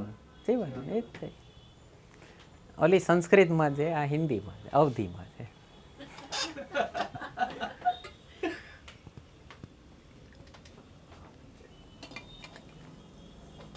હનુમાન ચાલીસા હિન્દીમાં જ ખબર ને, ઘણા એમ કે સંસ્કૃતમાં, જે હશે એ સંસ્કૃતમાં. ચાલો, આના મહાભારતના લેખક કોણ છે? વેદવ્યાસ એનું ટાઇટલ છે, એનું નામ શું છે? વ્યાસની અટક છે. નહીં, અટકનો કન્સેપ્ટ ભારતમાં હતો જ નહીં. ઓકે, અટકનું સંસ્કૃત શબ્દ જ નથી. સરનેમનો સંસ્કૃત શબ્દ જ નથી. મને છે ને લીલીમાં મને આ તકલીફ થતી. હું ઘણાને પૂછતો, એમ મારો જરાક સ્વભાવ એવો છે, આમ જરાક આમ સવાલ થાય ને તો પછી એનો જવાબ ન મળે ને ત્યાં સુધી મને મજા ન આવે. તો હું ઘણાને પૂછતો, હવે સરનેમ કો હિન્દી મેં ક્યાં કહેતે હૈ? તો હવે એ લોકોને શું હોય, ફોર્મમાં આપણે કેમ લખ્યું હોય ગુજરાતીમાં નામ, પિતાનું નામ, અટક, તો એ લોકોને લખે નામ ઉપનામ. કંઈક કરવું તો ખરા ને, હવે ફોર્મમાં છાપવું છે તો મને ગણાય કે ઉપનામ. અરે મેં તો ઉપનામ થોડી હુઆ, ઉપનામ તો હુઆ પેટ નેમ. મને બિટ્ટુ, પિંકી, હા એ લાલા આપણે કહીએ ને, લાલો, ओके भोलू, तो उपनाम तो ये हुआ. मैं तो सरनेम का हिंदी क्या हुआ? टाइटल. मैं तो टाइटल हिंदी होता है. तो अरे घना ही ने पूछतो तो मारो एक फ्रेंड मैंने किया, अच्छा गुजराती में कोई शब्द है? मैं कीधું हाँ. मैंने कि क्या है? मैं तो अटक. એટલે હું આમ ચોળો થઈ ગયો કે જેમ મારી ભાષામાં જ છે, તમારી ભાષામાં નથી. પછી એણે મને પૂછ્યું મતલબ ક્યાં હુઆ? તો મારો એક બીજો ફ્રેન્ડ હતો બાજુમાં, એ પેદા થયેલો ગુજરાતમાં, આમ બિહારી. અરે નહીં નહીં, મતલબ હોતા હૈ અટક માને પૂર્વજों ने जो श्रेष्ठ परंपरा स्थापित की है वहाँ पे अटक. मैं કીધું તમારા આ અર્થઘટન મતલબ તમને નમન, પણ આનું કંઈ એમ મૂળ નથી. હા હા. એટલે હું ગોતતો હતો, મેં તો શું હશે હિન્દી, શું હશે હિન્દી, શું હશે. 7 વર્ષ દિલ્હીમાં રહ્યો, કોઈ માણા ન મળ્યો. એકવાર હમણાં ટીવીમાં જોતો તો, ડિબેટ ચાલતી હતી, પેલા ભાજપના બહુ વિદ્વાન પ્રવક્તા છે સુધાંશુ ત્રિવેદી, એ બોલ્યા. એણે પૂછ્યું કે અરે સરનેમ કા હિન્દી क्या होता है ये बताओ. તો અરે હૈ ही નહીં, કારણ કે કન્સેપ્ટ નહોતો. વેદ વ્યાસ એને શું, વ્યાસ અટક ક્યાંથી થઈ? જે વ્યાસના શિષ્યો થયા ને, જે વ્યાસના ગુરુકુલમાં ભણેલા, વ્યાસની સ્કૂલમાંથી નીકળેલા, એ બધા પોતાનું નામ પાછળ વ્યાસ ધારણ કરી શકે. ઓકે, એવી રીતે જે ભારદ્વાજના શિષ્યો હોય એ ભારદ્વાજ અટક લખી શકે. જે કશ્યપ મુનિના શિષ્યો હોય એ કશ્યપ અટક લખી શકે. શિષ્ય ગમે ને થવાની છૂટ છે. ઓકે, એ વૈદિક પદ્ધતિમાં જાતિ વ્યવસ્થા નહોતી, ઓપન સિસ્ટમ હતી. એમાં શ્લોકો લખેલા છે. તમારી એનસીઆરટી જૂનું એડિશન જે તમે ફોટોકોપી કરાવીને વાંચો છો ને, એમાં લખ્યો છે. એક શ્લોક છે ઋગ્વેદમાં કે જેમાં એક વ્યક્તિ કહે છે કે હું ફલાણું કામ કરું છું, એટલે હું પઠન પાઠન કરું છું, અને મારો એક છોકરો છે એ મજૂરી કરે છે, અને મારો એક છોકરો છે એ વેપારી છે, અને અમે બધા એક ઘરમાં રહી છીએ. તો એવી રીતે મતલબ જે બધી, અને ક્ષત્રિયોની તો અટક અહીંયા આપણે ઘણી બધી છે. ઓકે, મોસ્ટલી વંશ છે. તમે જોશો તો મોસ્ટલી વંશ છે. ત્યાં તો મેં એક જ અટક જોઈ બધાયની. ત્યાં નોર્થમાં તો સિંહ એક જ મોસ્ટલી. કોઈ વંશ ઉપરથી હોય છે, જેમ કે મલ વિશેન કરીને કોઈ હોય, અથવા કોઈ સિસોદિયા લખે, ઓકે, તો કોઈ રાણાવત લખે, ઓકે, કંગના, ઓકે, તો એ વંશ ઉપરથી કોઈ છે, ઓકે. બાકી મોટા ભાગે સિંગ. આપણા જેટલી ગુજરાત જેટલી વેરાયટી જ નથી સરનેમમાં ક્યાંય. અને ગુજરાતમાં મને એક સરનેમની પદ્ધતિ બહુ મસ્ત ગઈ. જે ગામના મૂળ હોય ને એ ગામનું નામ એના પછી યા. જેમ કે માંડવ ગામના હોય તો માંડવિયા. ના, ઓનલી પટેલમાં નથી સાહેબ, બધી કાસ્ટમાં આ પદ્ધતિ છે. ભાલોડી ગામના હોય તો ભાલોડિયા, ઓકે. મને પકડાયું ક્યાંથી, અમારે નજીકમાં એક ગામ છે ભાણવડ, તો મારા એક ફ્રેન્ડની અટક ભાણવડિયા. હું અચ્છા, મારા એક ઓળખીતા છે અટક છે ટંકારિયા, ટંકારાના હશે, ઓકે. ત્યારે અંગ્રેજોએ અટકની લિસ્ટ કાઢવાની, અંગ્રેજો આપણે વાત થઈ ને 1931માં છેલ્લું કાસ્ટ સેન્સસ કર્યું હતું, અને પેલું 1872માં જ્યારે સેન્સસ કર્યું. મેં એક ડિસ્કશનમાં સાંભળ્યું હતું, વેરીફાઈ નથી કર્યું, કરી લેજો, કે અંગ્રેજોએ જ્યારે 1872માં સેન્સસ કર્યું ત્યારે લોકોને પૂછ્યું કે અટક શું, તો ભારતીય લોકોને ખબર નથી કે એ હોય શું, અટક એટલે શું, તો કે નામની પાછળ શું લખો. તો જે પોતાને વ્યાસના શિષ્યો ગણતા હતા એણે વ્યાસ લખી નાખ્યું. જે પોતાને શુક્લ યજુર્વેદીય પરંપરા છે, જે શુક્લ પક્ષમાં વધુ પૂજા કરે એ શુક્લા, ઓકે. જે પોતાની જાતને ગમે કોઈ પણ ઋષિ થઈ ગયા એના શિષ્યોમાં, જેમ કે જે વાજપાઈ યજ્ઞ કરી શકતા, વાજપાઈ યજ્ઞ બહુ અઘરો યજ્ઞ કહેવાય, એ જ વાજપાઈ લખી શકે, ઓકે. અને ઋગ્વેદમાં એક શબ્દ છે, તમને કહી દઉં, કોઈ બ્રાહ્મણો બેઠા મને માફ કરજો. ઋગ્વેદમાં એક શબ્દ છે બ્રહ્મબંધુ. ઋગ્વેદમાં એક શબ્દ છે બ્રહ્મબંધુ. બ્રહ્મબંધુ મીન્સ જેને વેદ ભણ્યા નથી પણ ફક્ત કોઈ બ્રાહ્મણના મિત્ર હોવાના કારણે અથવા કોઈ બ્રાહ્મણના ઘરે જન્મ લેવાના કારણે પોતાને બ્રાહ્મણ કેવડાવે છે, એ બ્રહ્મબંધુ.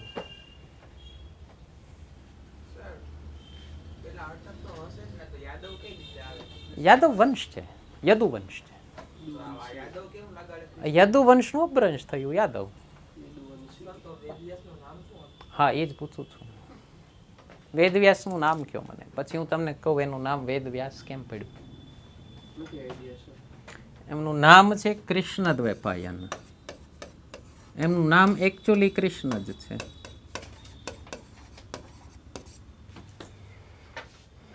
ઓકે, એમનું નામ છે કૃષ્ણદ્વૈપાયન. વેદવ્યાસનો મતલબ શું થાય? વ્યાસ એટલે શું? વ્યાસ, વ્યાસ. તમે કોઈ સર્કલ દોરો, એને વચ્ચેથી કાપો તો એ લીટીને શું કહેવાય? વ્યાસ. ડાયામીટરને શું કહેવાય? તો વેદ વ્યાસે શું કર્યું છે? વેદોને 4 ભાગમાં વિભક્ત કર્યા. વેદોની વચ્ચે એક વ્યાસ ખેંચી એટલે એનું નામ પડી ગયું વેદ વ્યાસ. આ ઋગ, સામ, યજુર, અથર્વ. આ મેં ખોટું લખ્યું છે, આવું થાય ઋગ.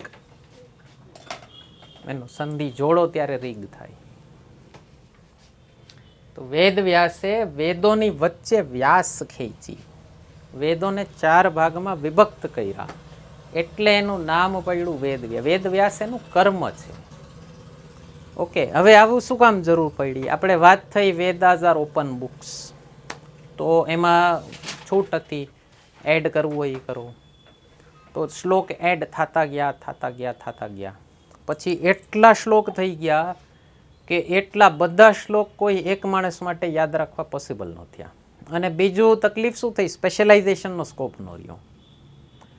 બધા કાં તો જનરલિસ્ટ છે અને કાં તો તમે એમ કહેશો કે આને પૂરા વેદ આવડતા નથી.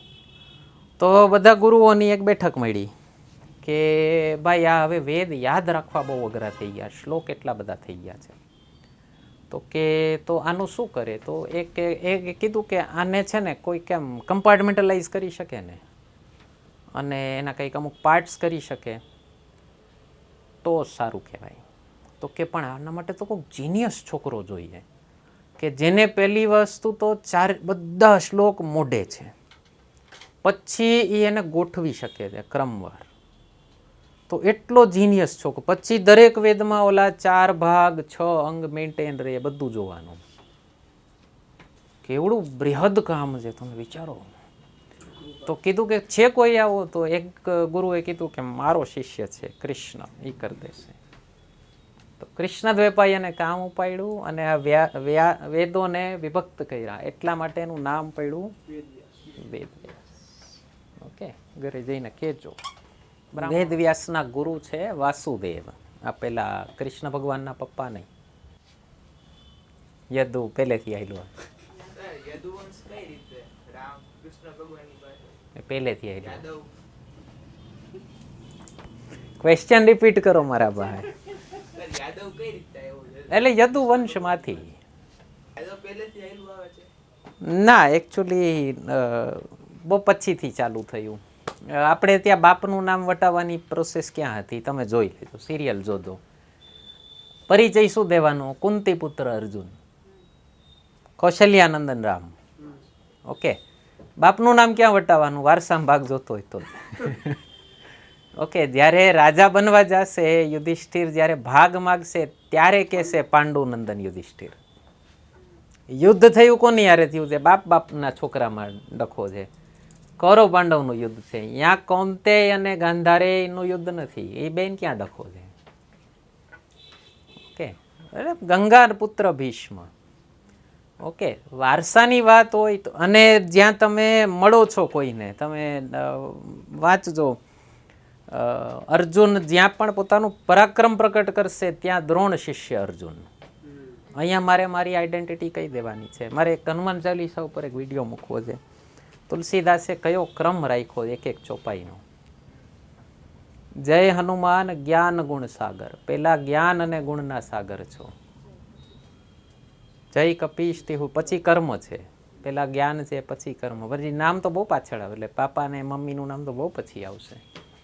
પહેલી ઓળખાણ તમારી જ્ઞાનથી છે, બીજી ઓળખાણ તમારી કર્મથી છે.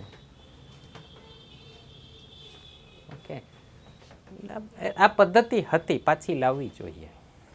ઓકે, આ જાતિવાદની લડાઈ તો ખતમ થશે, બાકી નહીં થાય. ઓકે, જે ગ્લોરીફાઈ કરે છે જાતિવાદને, ઓકે, બધા આવી ગયા એમાં. ઓકે, એ આ લડાઈ તો ખતમ થશે સાહેબ. સમજાવવું પડે ને કે આપણી સિસ્ટમ કર્મ આધારિત છે, જન્મ આધારિત સિસ્ટમ નથી આપણી. તમને એક વસ્તુ માર્ક કરજો, એકે ભગવાનના નામ નથી, ખબર તમને? હનુમાનજીનું નામ જ નથી, ખબર તમને? હનુમાનનો મતલબ શું થાય? હનુ એટલે દાઢી, એની દાઢી ઉપર માન થયું, ચોટ થઈ એટલે હનુમાન.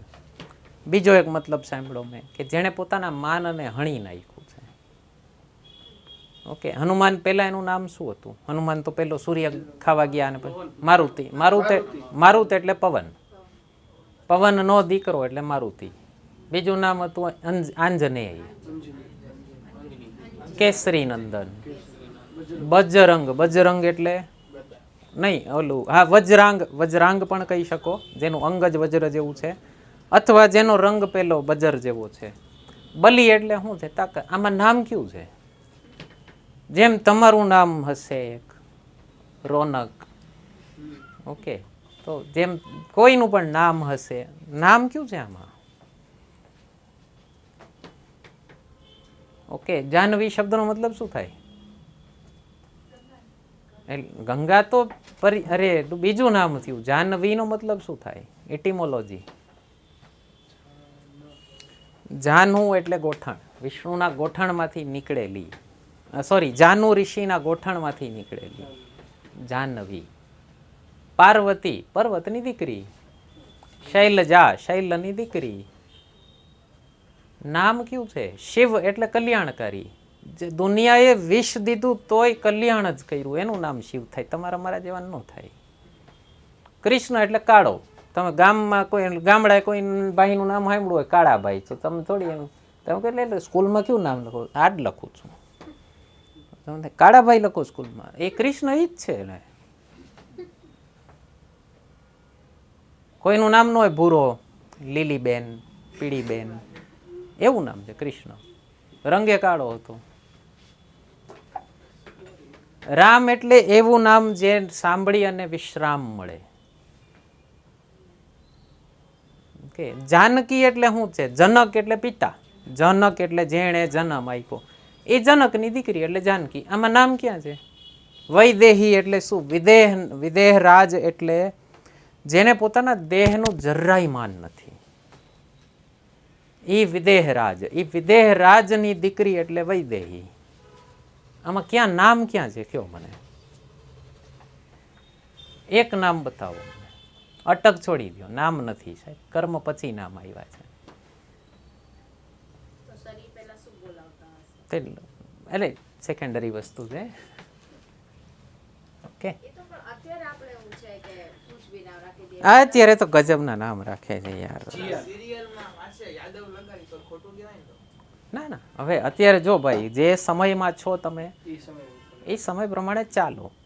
તમે જે વંશમાં જન્મ લીધો એનો ગર્વ રાખો, ના નથી પાડતો, પણ બીજા નીચા ન બતાવો. ઓકે, એક છોકરાઓ લખે છે ને બાઇકની પાછળ, કારની પાછળ, પ્રાઉડ ઓફ કાસ્ટ. એક તો કાસ્ટનું સ્પેલિંગ એ ખોટો લખે. અરે તે ઈ કાસ્ટમાં જન્મ લીધો, એમાં તારું શું યોગદાન?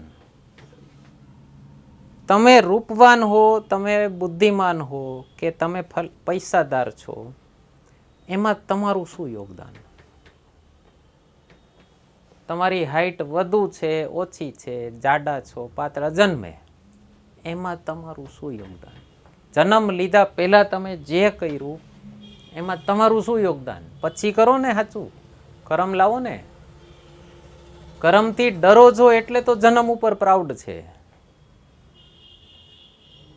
ઓકે, બીજાને નીચા બતાવવા શું કામ પડે? ઇન્ફિરિયોરિટી કોમ્પ્લેક્સ હોય તો ને. જે પોતાની જાતે સંપૂર્ણ સમજતો હોય, શું કામ કોઈ નીચા બતાવવા જાય? ઓકે, ચાલો એની 18 પુરાણ છે. હોમવર્ક આપું છું. મને કાલે 18 પુરાણના નામ જોઈએ, લેખક 18 પુરાણના.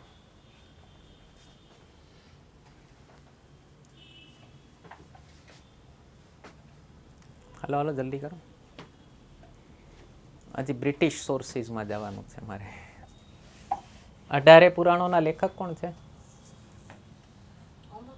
ના, પૂછું છું અત્યારે. એ ભગવાન, વેદવ્યાસ. કૃષ્ણદ્વૈપાયન વેદવ્યાસ. વેદવ્યાસની જીવનમાં પ્રસંગ છે. પહેલા વેદોને વિભક્ત કર્યા, પછી એને થયું કે ભાઈ આ વેદો તો બહુ ઇન્ટેલેક્ચ્યુઅલ લોકો માટે છે, સાધારણ જનને આ વસ્તુ કઈ રીતે સમજાશે? તો બધી કથા સ્વરૂપે એ જ વેદોનું જ્ઞાન કહેવાની ટ્રાય કરી. હવે પુરાણોમાં છે ને એક તમને મોટી વિસંગતિ દેખાશે, જે ઘણા કથાકારો નથી દેખાતી. તમને એમ થાય 18 પુરાણ એક જ માણસે લખ્યા, પોસિબલ છે?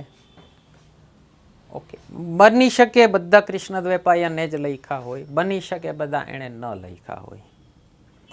એમાં વિસંગતિ છે એટલે ડાઉટ થાય. શિવ પુરાણ તમે વાંચશો તો એમાં લખ્યું છે શિવે વિષ્ણુને જન્મ આપ્યો, વિષ્ણુએ બ્રહ્માને જન્મ આપ્યો. તમે વિષ્ણુ પુરાણ ભાગવત વાંચશો તો એમાં એવું લખ્યું છે વિષ્ણુએ બ્રહ્માને જન્મ આપ્યો, બ્રહ્માએ શિવને જન્મ આપ્યો. મેં દેવી ભાગવત હજી વાંચ્યું નથી, એટલે પડ્યું છે, હજી મારો ચાન્સ નથી લાગ્યો. હજી દેવીએ મને નથી સ્વીકાર્યો કદાચ. તો મારા એક ફ્રેન્ડે વાંચેલું, એણે મને કીધું, મને કે દેવી ભાગવતમાં એવું લખ્યું છે કે બ્રહ્મા વિષ્ણુ મહેશ ત્રણેય વચ્ચે ઝઘડો થયો કે ત્રણેયમાં મોટા કોણ? તો ત્રણેય કીધું કે આપણો જન્મ થયો ત્યારે જે હતા ને એને આપણે પૂછવા જઈએ. તો એ આદ્ય શક્તિને પૂછવા ગયા, તો અહીંયા એણે જોયું કે અમારા જેવા સેંકડો બ્રહ્મા વિષ્ણુ મહેશ આંટા મારે છે. તો પછી સવાલ પૂછ્યો જ નહીં, આવી ગયા. તો આટલી વિસંગતિઓ એક જ માણસ લખે તો કઈ રીતે હોઈ શકે? ઓકે, અહીંયા એક આવે એક શબ્દ છે પ્રક્ષેપ. જો આપણી સિસ્ટમ છે ને, હિન્દુ સિસ્ટમની તમે મોટી કઠણાઈ કહો કે મોટામાં મોટો એડવાન્ટેજ કહો, બે યાદ છે કે આપણે એટલી ડેમોક્રેટિક સિસ્ટમ છે, એટલી ઓપન સિસ્ટમ છે, જેને જે કહેવું હોય કહો, જેને જે લખવું હોય લખો. રામાયણના 300 વર્ઝન છે અને એમાં બધાની અલગ અલગ રામાયણ છે. શ્રીલંકાની રામાયણમાં એ લોકોએ તમિલનાડુ એટલે ત્યાંની શ્રીલંકા બાજુની એક રામાયણ છે. હવે એને એમ થયું કે ભાઈ અમને યાર અમે એવું લખીએ કે વિલન અમારે અહીંયાથી આવ્યું. તો એણે શું લખ્યું, જરાક ચેન્જ કર્યા ફેક્ટ્સ, કે રાવણ તો સીતા રાવણની દીકરી હતી અને રામને ગમતી હતી એટલે એના બાપને મારીને લઈ ગયા. એમ આમ જરા કારણ મારું ઓછું ખરાબ લાગે ને. ઓકે, ઘણા જેને જેને જે મન થયું એ રીતે અલગ અલગ રીતે લખ્યું છે. ઓકે, ઇન્ડોનેશિયામાં અને થાઈલેન્ડમાં અને બધી જગ્યાએ રામાયણ અલગ અલગ પોતપોતાના વર્ઝન છે. કોઈમાં સૂત્રધાર હનુમાનજી છે, બોલો હનુમાનજી આખી કથા કહે છે. જૈનોની અલગ રામાયણ છે, ખબર તમને? હા, એમાં રાવણને રામે નથી માર્યો, લક્ષ્મણે માર્યો છે. શું કામ? ભાઈ અમે અહિંસા શીખડાવી. ઓકે, તો મેઇન હીરો હિંસા કરે તો કેમ હાલે? એટલે નાનો ભાઈ હિંસા કરે પછી મોટો ભાઈ ઠપકો દઈ દે કે લક્ષ્મણ આ તે માર્યો બરાબર પણ આવું કરવાનું નહીં.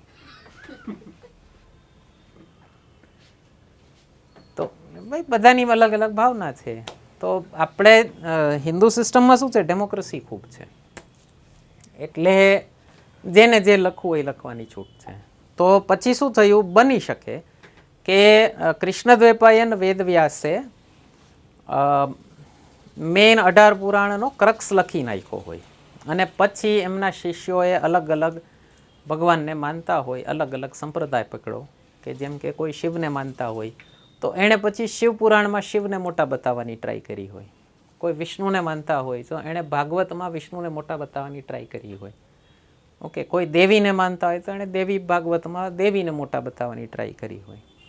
ઓકે, કોઈ નારદના ચાહક હોય તો એ નારદ પુરાણમાં નારદને સૂત્રધાર બતાવે. ઓકે, તો બની શકે પછી ઘણા બધા એમના શિષ્યોએ આ રીતે લખ્યું હોય અને એ શિષ્યો વેદવ્યાસના એટલા ફોલોવર હતા કે એણે પોતાનું નામ જ ન લખ્યું. હું કંઈ છું જ નહીં, હું જે છું એ મારા ગુરુ થકી જ છું, એટલે હું મારા ગુરુનું જ નામ રાખું છું. અથવા પેલું ગાલિબવાળા શાયરી હોઈ શકે કે હું મારું નામ લખીશ તો કોણ વાંચશે, એટલે હું ઓલાના નામે વટાવી દઉં તો હોઈ શકે. ભાઈ બધા અલગ અલગ ઇન્ટરપ્રિટેશન છે. ઓકે, તો આ પ્રક્ષેપ છે ને બધા ગ્રંથોમાં પાછળથી એડ થયેલા શ્લોકો. પ્રક્ષેપ શબ્દનું મતલબ થાય પોલ્યુશન. તો આવું તમને બધા ગ્રંથોમાં જોવા મળશે. મહાભારતમાં જોવા મળશે, રામાયણમાં એવું કહેવાય છે આખો ઉત્તરકાંડ પાછળથી જોડેલો છે. ઓકે, અને જે બધી ગડબડીઓ છે ને રામજીવાળી, સીતા ત્યાગ કર્યો અને એ બધી ઉત્તરકાંડમાં છે અને એના ઘણા બધા પ્રૂફ છે કે પાછળથી જોડાયેલો હશે. એક સંસ્કૃતના સ્કોલર્સ એવું કહે છે કે પહેલાં 6 કાંડની જે સંસ્કૃત છે એ જરાક હેવી ભાષા છે, પછીના 7મા ઉત્તરકાંડની ભાષા ઉપરથી આઈડિયા આવે કે આ પાછળથી જોડાયેલી હશે. ઓકે, જેમ કેમ તમે માની લો ગુજરાતીમાં, હિન્દીમાં, ઇંગ્લિશમાં એ અલગ અલગ વર્ઝન્સ આવેલા ને. શેક્સપિયરના સમયની ઇંગ્લિશ અલગ હતી, પછી તમે જોર્જ બર્નાર્ડ શોના સમયની ઇંગ્લિશ અલગ હતી ને, પછી તમે આના હેરી પોટરવાળા સમયમાં આવી જાઓ જે કે રોલિંગમાં, તો એમાંય અલગ હોય. હજી ઓલી યો જનરેશન લખશે તો એ ઇંગ્લિશ એ અલગ હશે ને. અત્યારે તમે જોજો ગુજરાતી હિન્દી નોવેલમાં કેટલા ઇંગ્લિશ શબ્દો ઘૂસવા માંડ્યા છે. તમે પ્રેમચંદની કે ભારતેન્દુ હરિશ્ચંદ્ર કે એવા કોઈની ઉપાડશો એક શબ્દ નહીં જોવા મળે ઇંગ્લિશનો. તમે ઝવેરચંદ મેઘાણીની ગુજરાતીમાં છો એક શબ્દ નહીં જોવા મળે ઇંગ્લિશનો. અત્યારની તમે આ ગુજરાતી ન્યૂઝપેપરની કોલમ્સ જોઈ લ્યો કે સો કોલ્ડ જે એસ્ટાબ્લિશ્ડ રાઇટર છે ગુજરાતીના, એ આમ બિચારા આમ એને એટલો ઇન્ફિરિયોરિટી કોમ્પ્લેક્સ છે કે મને ઇંગ્લિશ આવડે છે હું સાબિત કરી દઉં, પણ વાંચવાની ગુજરાતી હો. કારણ કે તું ઇંગ્લિશ વાંચવા માંડ તો સિડની શેલ્ડનને રોયલ્ટી મળશે, મને નહીં મળે.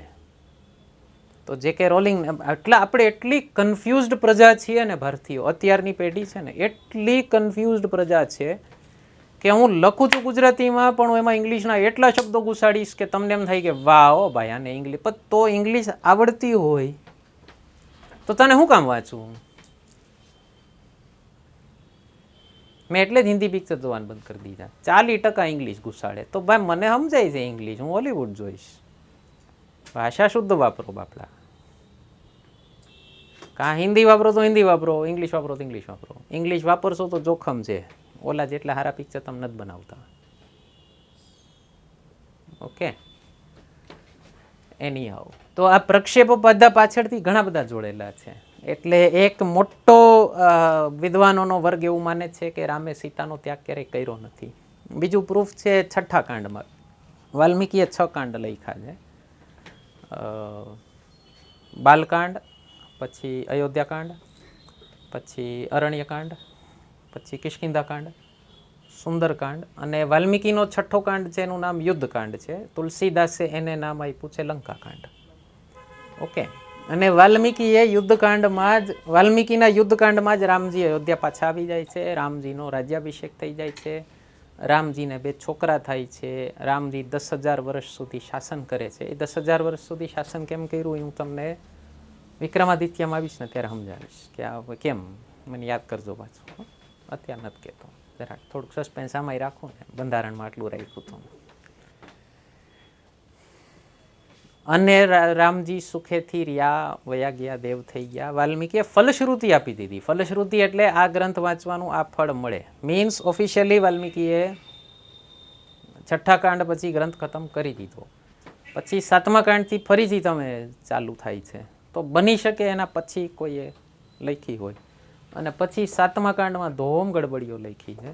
ધોમ તમને એમ થશે કે અચાનક તમને એમ થશે કે મારી સ્ટોરીનો હીરો આ કેમ આવો થઈ ગયો. અચાનક સીતાનો ત્યાગ કરી દે, અચાનક લક્ષ્મણનો ત્યાગ કરી દે, અચાનક હનુમાનનો ત્યાગ કરી દે. ઓકે. જે માણસે નાનામાં નાના માણસ સાથે મર્યાદાનું ધ્યાન રાખ્યું છે કે નહીં હો હું આમ કરીશ તો મારા રઘુવંશની મર્યાદા લાજે. ઓકે. તો એ અચાનક કેમ આમ થઈ ગયું, આમ સ્વચ્છંદી કેમ થઈ ગયો. જે એક માણસને કોન્ફિડન્સમાં લઈને ચાલતો તો એ આવો સ્વચ્છંદી કેમ થઈ ગયો. બની શકે પાછળથી જોડેલા હોય. ઓકે, બની શકે. ઓપન ડિબેટ છે. રિસર્ચ કરજો, કાંઈ નવું જાણવા મળે તો મને જાણ કરજો. આગળ લખજો. આમાં આપણે મટીરિયલમાં આવજો ને જરાક. એમાં અમુક સોર્સિસ આપ્યા છે. બીજા સોર્સિસ છે. એક મનુસ્મૃતિ છે, પહેલો કાયદાનો ગ્રંથ ગણાય છે ભારતના ઇતિહાસમાં. પહેલું પેજ મળ્યું. પછી એક પાણિનીએ સંસ્કૃતનો ગ્રંથ લખ્યો છે, એનું નામ છે અષ્ટાધ્યાયી. પાણિનીએ પણ વેદવ્યાસ જેવું કામ કર્યું. સંસ્કૃત વ્યાકરણના 1,00,000 શ્લોકો હતા, એણે 8,000 શ્લોકોમાં કન્સાઇઝ કરી નાખ્યા. અને પાણિની એટલા કંજૂસ છે શબ્દોના કે કોઈ પણ શ્લોકમાં એનો સાર કાઢ્યા વગર જો એ એક પણ શબ્દ ઓછો કરી દે તો એને એટલી ખુશી થાય કે એના ઘરે કેમ એક છોકરું આવ્યું હોય કે એવું લખ્યું છે. એ પાણિનીએ અષ્ટાધ્યાયી ગ્રંથ લખ્યો છે પાકિસ્તાનમાં. પાકિસ્તાને આટલા વર્ષ સુધી સ્વીકાર નહોતું કર્યું, હવે છેક સ્વીકાર કરવાનું ચાલુ કર્યું કે ભાઈ અમારે અહીંયા લખાણું બધું. પાકિસ્તાનની હિસ્ટ્રી 12મી સદીથી ચાલુ થાય છે. એની પહેલાંનું બતાવે છે અને તકલીફ થઈ જાય ને. કેવું પડે ને કે અમે ઇન્ડિયાથી છૂટા પડ્યા. ઓકે, તો નથી, સાચી હિસ્ટ્રી નથી ભણાવતા છોકરાઓને. બીજો એક ગ્રંથ છે પ્રાચીનમાં જ. ઘણા બધા રાઇટર્સ હતા, જેમ કે કાલિદાસ છે. આપણે પેલી બુક આપી છે ને એમાં આખું ડિટેલમાં આપ્યું છે. 11માની ઇતિહાસની ટેક્સ્ટ બુકમાં ડિટેલમાં આપ્યું છે. કાલિદાસે કયા લખ્યા, ભાસે કયા લખ્યા. ઓકે, એ બધા પણ તમને ક્યાંક ને ક્યાંક એ સમયની હિસ્ટ્રી બતાવે. બીજું, મૌર્ય વંશમાં એક ચંદ્રગુપ્ત મૌર્યના સમયમાં ગ્રીક રાજદૂત આવ્યો હતો ભારતમાં. એનું નામ છે મેગાસ્થીનીઝ. એણે બુક લખી છે ઇન્ડિકા. ચંદ્રગુપ્ત મૌર્યના વંશ ઉપર એક બુક લખાયેલી છે મુદ્રા રાક્ષસ. ઓકે, આપણે મૌર્ય વંશમાં જાશું ત્યારે બીજું તમને ડિટેલ કહીશ, એની વાર્તા કહીશ કે મુદ્રા રાક્ષસની. ઓકે, વિશાખા દત્તે લખી હતી. અને એક બીજો રોમન લેખક હતો પ્લાઇની. એ પ્લાઇનીએ પણ ચંદ્રગુપ્ત મૌર્યના વંશ વિશે ઘણું બધું લખ્યું છે. ઓકે, અંગ્રેજો આવ્યા પછી સર વિલિયમ જોન્સને કાલિદાસનું નાટક છે અભિજ્ઞાન શાકુંતલમ, એનું ઇંગ્લિશમાં અનુવાદ કર્યું હતું. પછી ભગવદ્ ગીતાનું ભાષાંતર કર્યું છે વિલ્કીને 1785માં. અને અંગ્રેજો એક માણસને હાયર કર્યો તો, જેમ મેકોલેને હાયર કર્યો ને એમ એક બીજા માણસને હાયર કર્યો તો, એનું નામ છે મેક્સ મ્યુલર.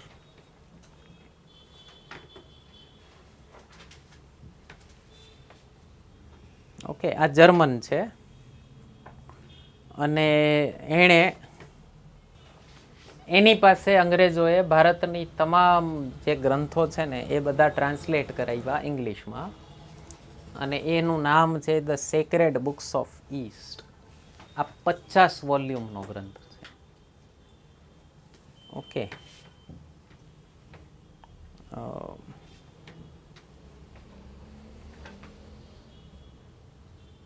આમાંથી 49 બુક ભારતના ગ્રંથો ઉપર છે, ખાલી એક જાપાન ઉપર છે. જાપાન ચાઇના, એટલે નામ આપ્યું ઈસ્ટ, બાકી એકચ્યુઅલ ટાર્ગેટ ભારત હતું. અને મજાની વાત કહું તમને, મેક્સ મ્યુલર ક્યારેય ભારત આવ્યો નહોતો. ભારત આવ્યા વગર એણે સંસ્કૃત શીખી લીધું અને સંસ્કૃતના ગ્રંથો ઇંગ્લિશમાં ટ્રાન્સલેટ કરી નાખ્યા. કેવા કર્યા હશે તમે કલ્પના કરી શકો છો. એ લોકોની હિસ્ટ્રી પ્રમાણિત છે. ઓકે, પણ ભારતીય ઇતિહાસકાર કે તો એ પ્રમાણિત નથી.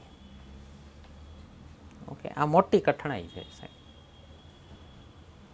ઓકે, અને એટલે પછી ઘણી બધી ગડબડીઓ, એને જેવું સમજાણું એવું એને ટ્રાન્સલેટ કર્યું છે.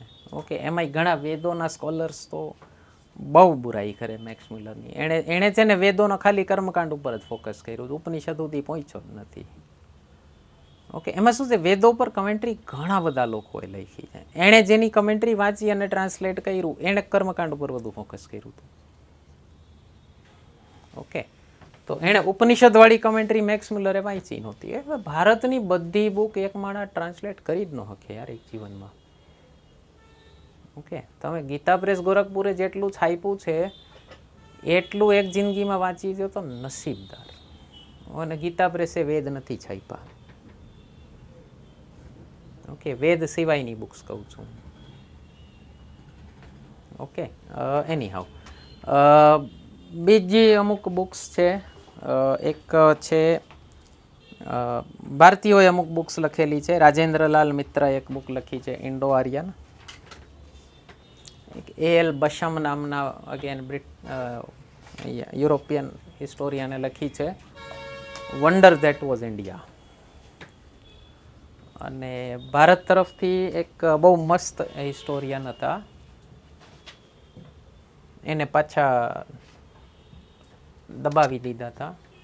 એક છે જાદુનાથ સરકાર, બહુ મસ્ત હિસ્ટોરિયન. ઓકે, આમને નથી ભણાવતા તમને. ઓકે, તમારે આને નથી. બહુ સારી, બહુ ઘણી પ્રમાણિત હિસ્ટ્રી કહી શકો તમે.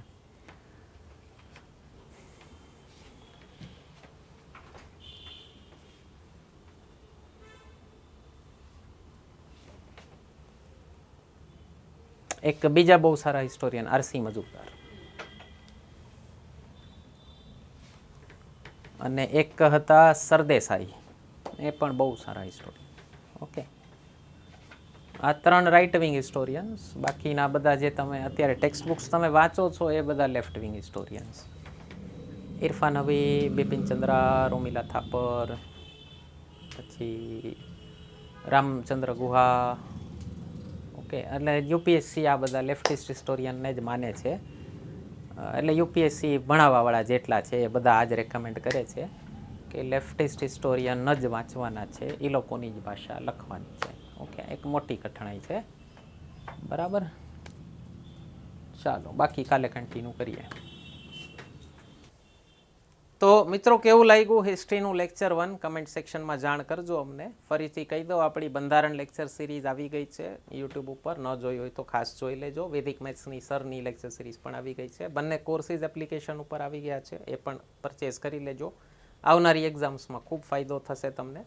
અને ક્લાસ 1ની પ્રિલિમ્સ હોય કે પીએસઆઈ કોન્સ્ટેબલ હોય, ખાલી આ 2 સબ્જેક્ટ્સ કરી લેશો, બંધારણ અને મેથ્સ રિઝનિંગ, તો પણ તમારી એક્ઝામ પાસ થવી ખૂબ સહેલી થઈ જશે. લગભગ 40% જેવું કામ આ 2 સબ્જેક્ટમાં થઈ જાય છે.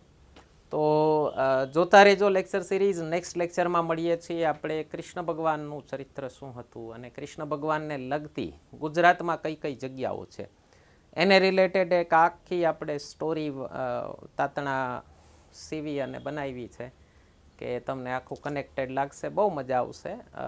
One of my best lectures હોય છે, સ્ટુડન્ટ્સ ક્લાસમાં ભાવ વિભોર થઈ જતા હોય છે. તો મળીએ છીએ નેક્સ્ટ લેક્ચરમાં કૃષ્ણ ચરિત્રમાં. અને જોતા રહેજો લેક્ચર સિરીઝ. તમારા મિત્રો સાથે શેર કરવાનું, ચેનલ સબસ્ક્રાઈબ કરવાનું ભૂલતા નહીં. ધન્યવાદ.